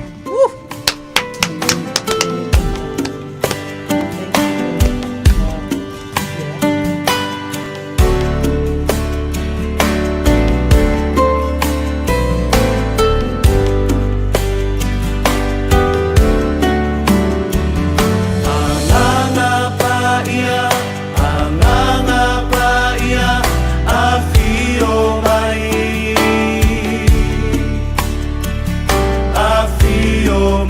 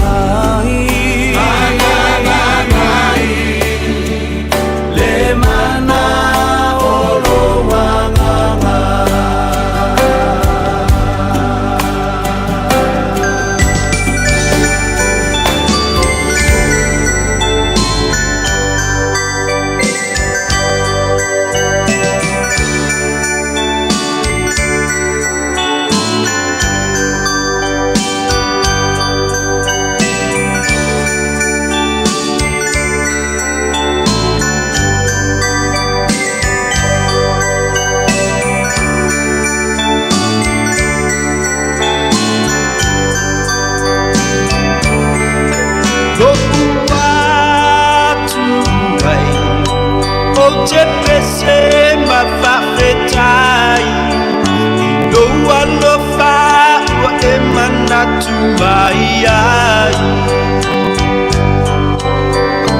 mai oletu sa o kolongai no suafa Yesu o manoloai no uatuai o te pese mafafetai no alofa wa emanatu maiai mai oletu sa o kolongai no suafa Yesu o manoloai Kulua tua ole atua faiva venga E maloloa ye ua mafatia I avenga E amala auma le fatua tua I lo suafa Olua tua ole atua faiva venga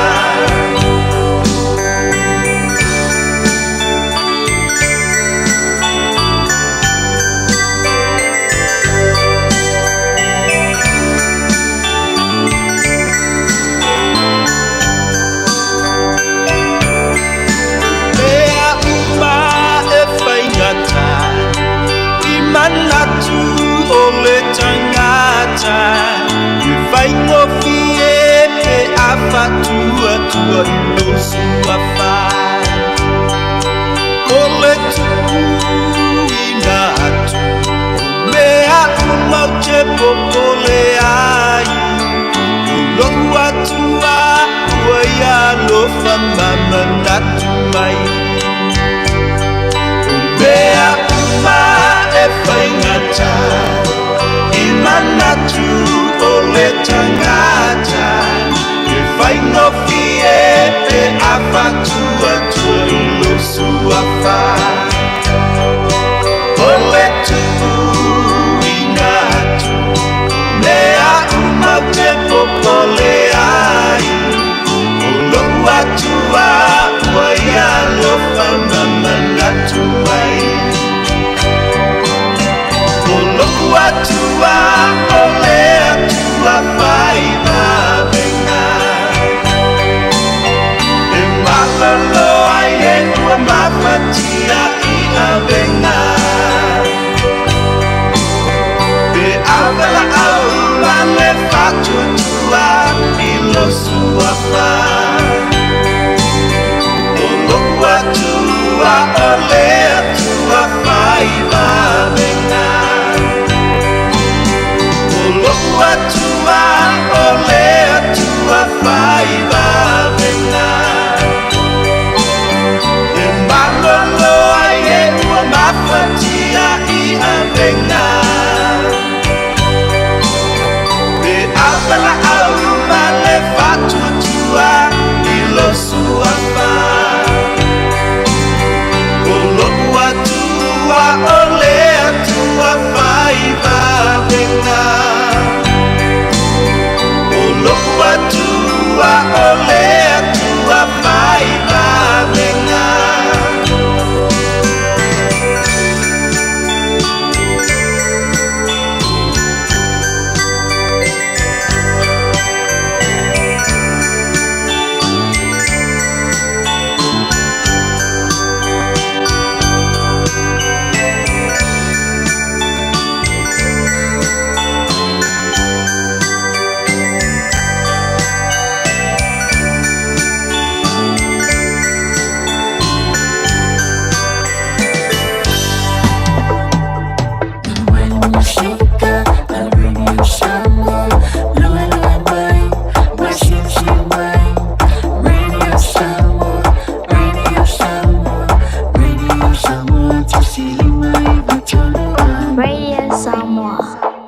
Tātou te mana naa umalava ia sa o le whainga o loa tau whaonga. Ia manatua, tau whaonga o loa uma tasi, lua malilima e puipui ai le tātou pāneta. Whaonga sa o loa tau whaonga. O le nā wai o lima, sa Eliane i Auckland Council Recyclables, Tāmaki, Tūriki, All Together, Auckland. Mātau te whaia ni fo aroi le aso lava i te whio mai ai i le Shine Dental, ai e iai inga whaapitoa. Mātau te salia le Afterpay, Zip, Q-Cards, whaapea Wins Quote i le Shine Dental. E whaia fua whaatalanoanga ma le ACC i le Shine Dental. Le aise tongi mo whanau i le bao le se furulua i le se furuwalu tusanga i le Shine Dental. Talanoa mai le tongi ino le whainga o nifo i whaonga ai le Zip, Smile Now, Pay Later, le aise tului i le Shine Dental. A fio mai le 575 Great South Road, Manukau pe wala au le lua fitu ono fafa. Lua fitu ono fafa mo le Shine Dental.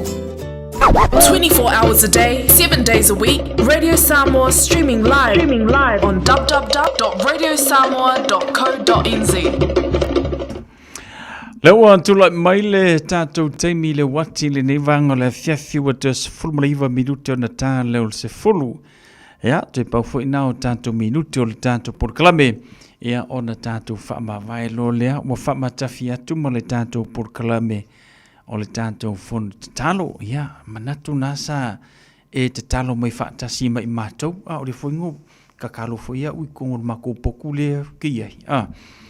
Ia ma fa so tu le tanto por kalame ma so ni tu fo in 19 e ala le tanto por kalame ia o le te talo mo oe ia por le Brave for You after ni tinal fa no ina me la tu taimi ia wale tanto tu tua pe ona yele ni vanga la fiafi ta ua telele nei por kalame mo oe ia pe ona ia taimi o tinga ma taimi o pupuanga ma taimi o maftianga ala le mai o le tino ua fea ngai ma tātou le aso ma le aso wa me moni lava le lava le tātou malosi e i u lava ina tātou vai e kasia le a afianga o ka koui mai ia o le tūlanga lale na e whailonga fesili ia mai e pauleo le vaenga e whapenao na umi ai le soifua ia ole tonga fitinga mai ali mata mai te fo mai ia fa popo ia mal te talo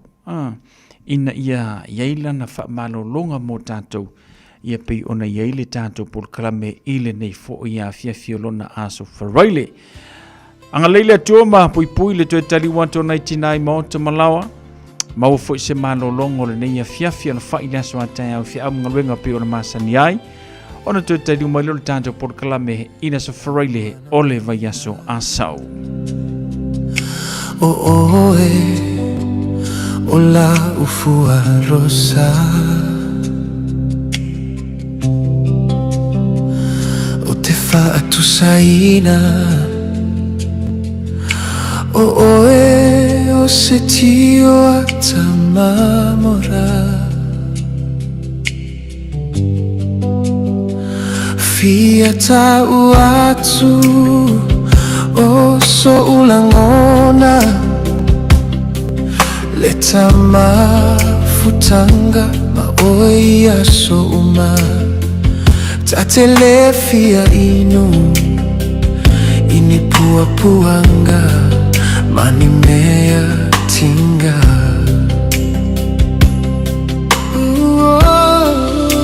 sao ia oe uatasi ilo ulotoe ole lunga olo ufa amoe moe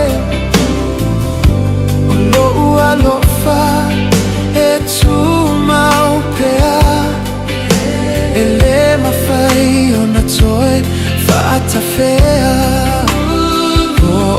alava ni mea etutupu mai leta mafutanga utelefa avaivai etuma upea ma oelo au e oi ile favavao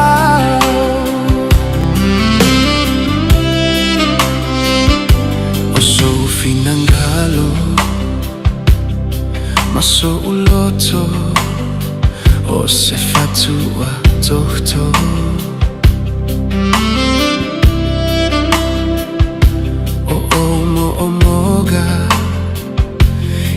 Ia taunu ila taiwa faingao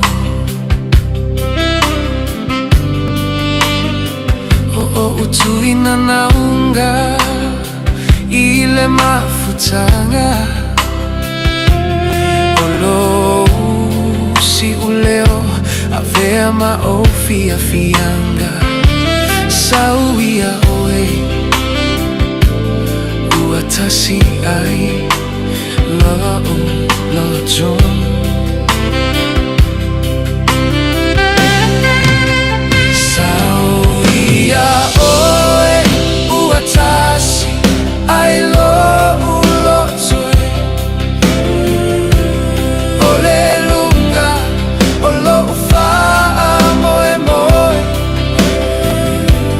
lo alofa etuma opea ele mafai ona toe fata fea bobo alava nimea etutupu mai leta mafutanga otelefa avaivai etuma upea maoelo au ile favava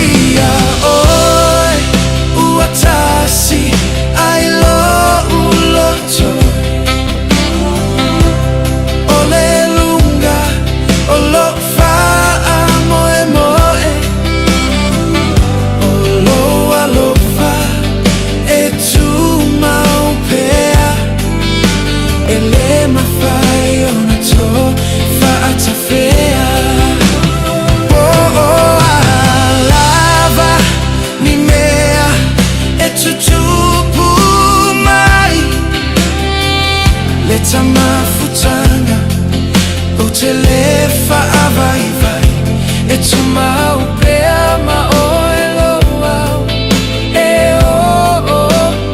ile favava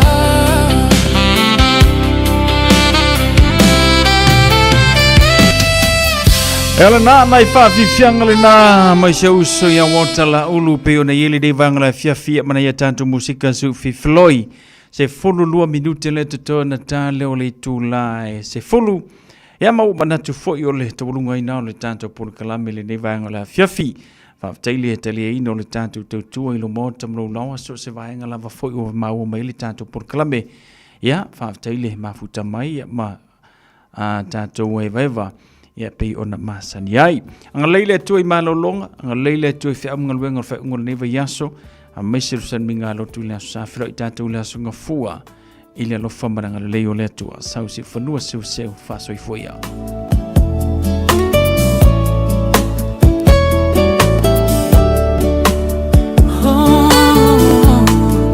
amui amanu felele e pepe se fia ya soma ao itane e alumata utoai o uma faufaunga lupe o levau se ilele maia e te aluma letali momoli la utusi e te moli mauina lo uno forma letangi momoli la utusi e te moli mauina lo uno forma letangi wasa umoe talule mana tusunga iate oe ete fao malo io umafao faunga watasi lava oe malingi lingi lemu loi mata malefa ano anoa wala vaya lea e fai mata limoau ile fa ano anoa wala vaya lea e fai mata limoau ile fa ano anoa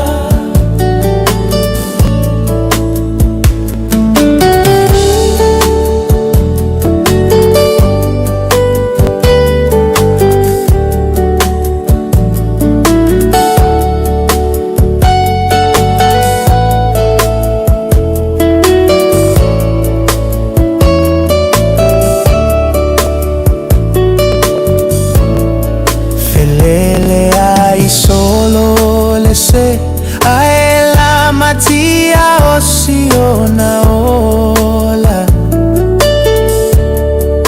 e peiole asoa ua motu lilo atu aleto evaia aiona osio ufa atauva ua mafuai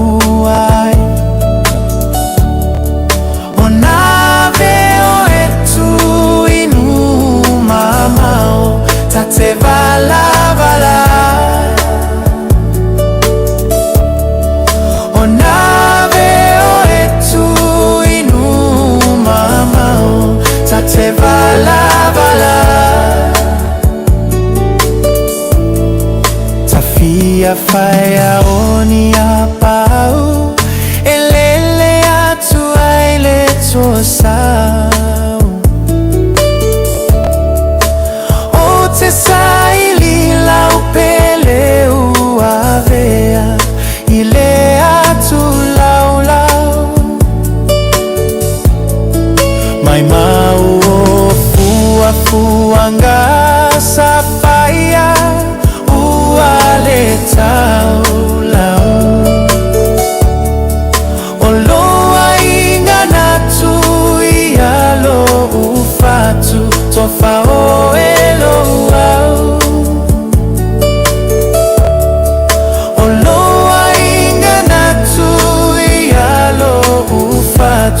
tofao elo au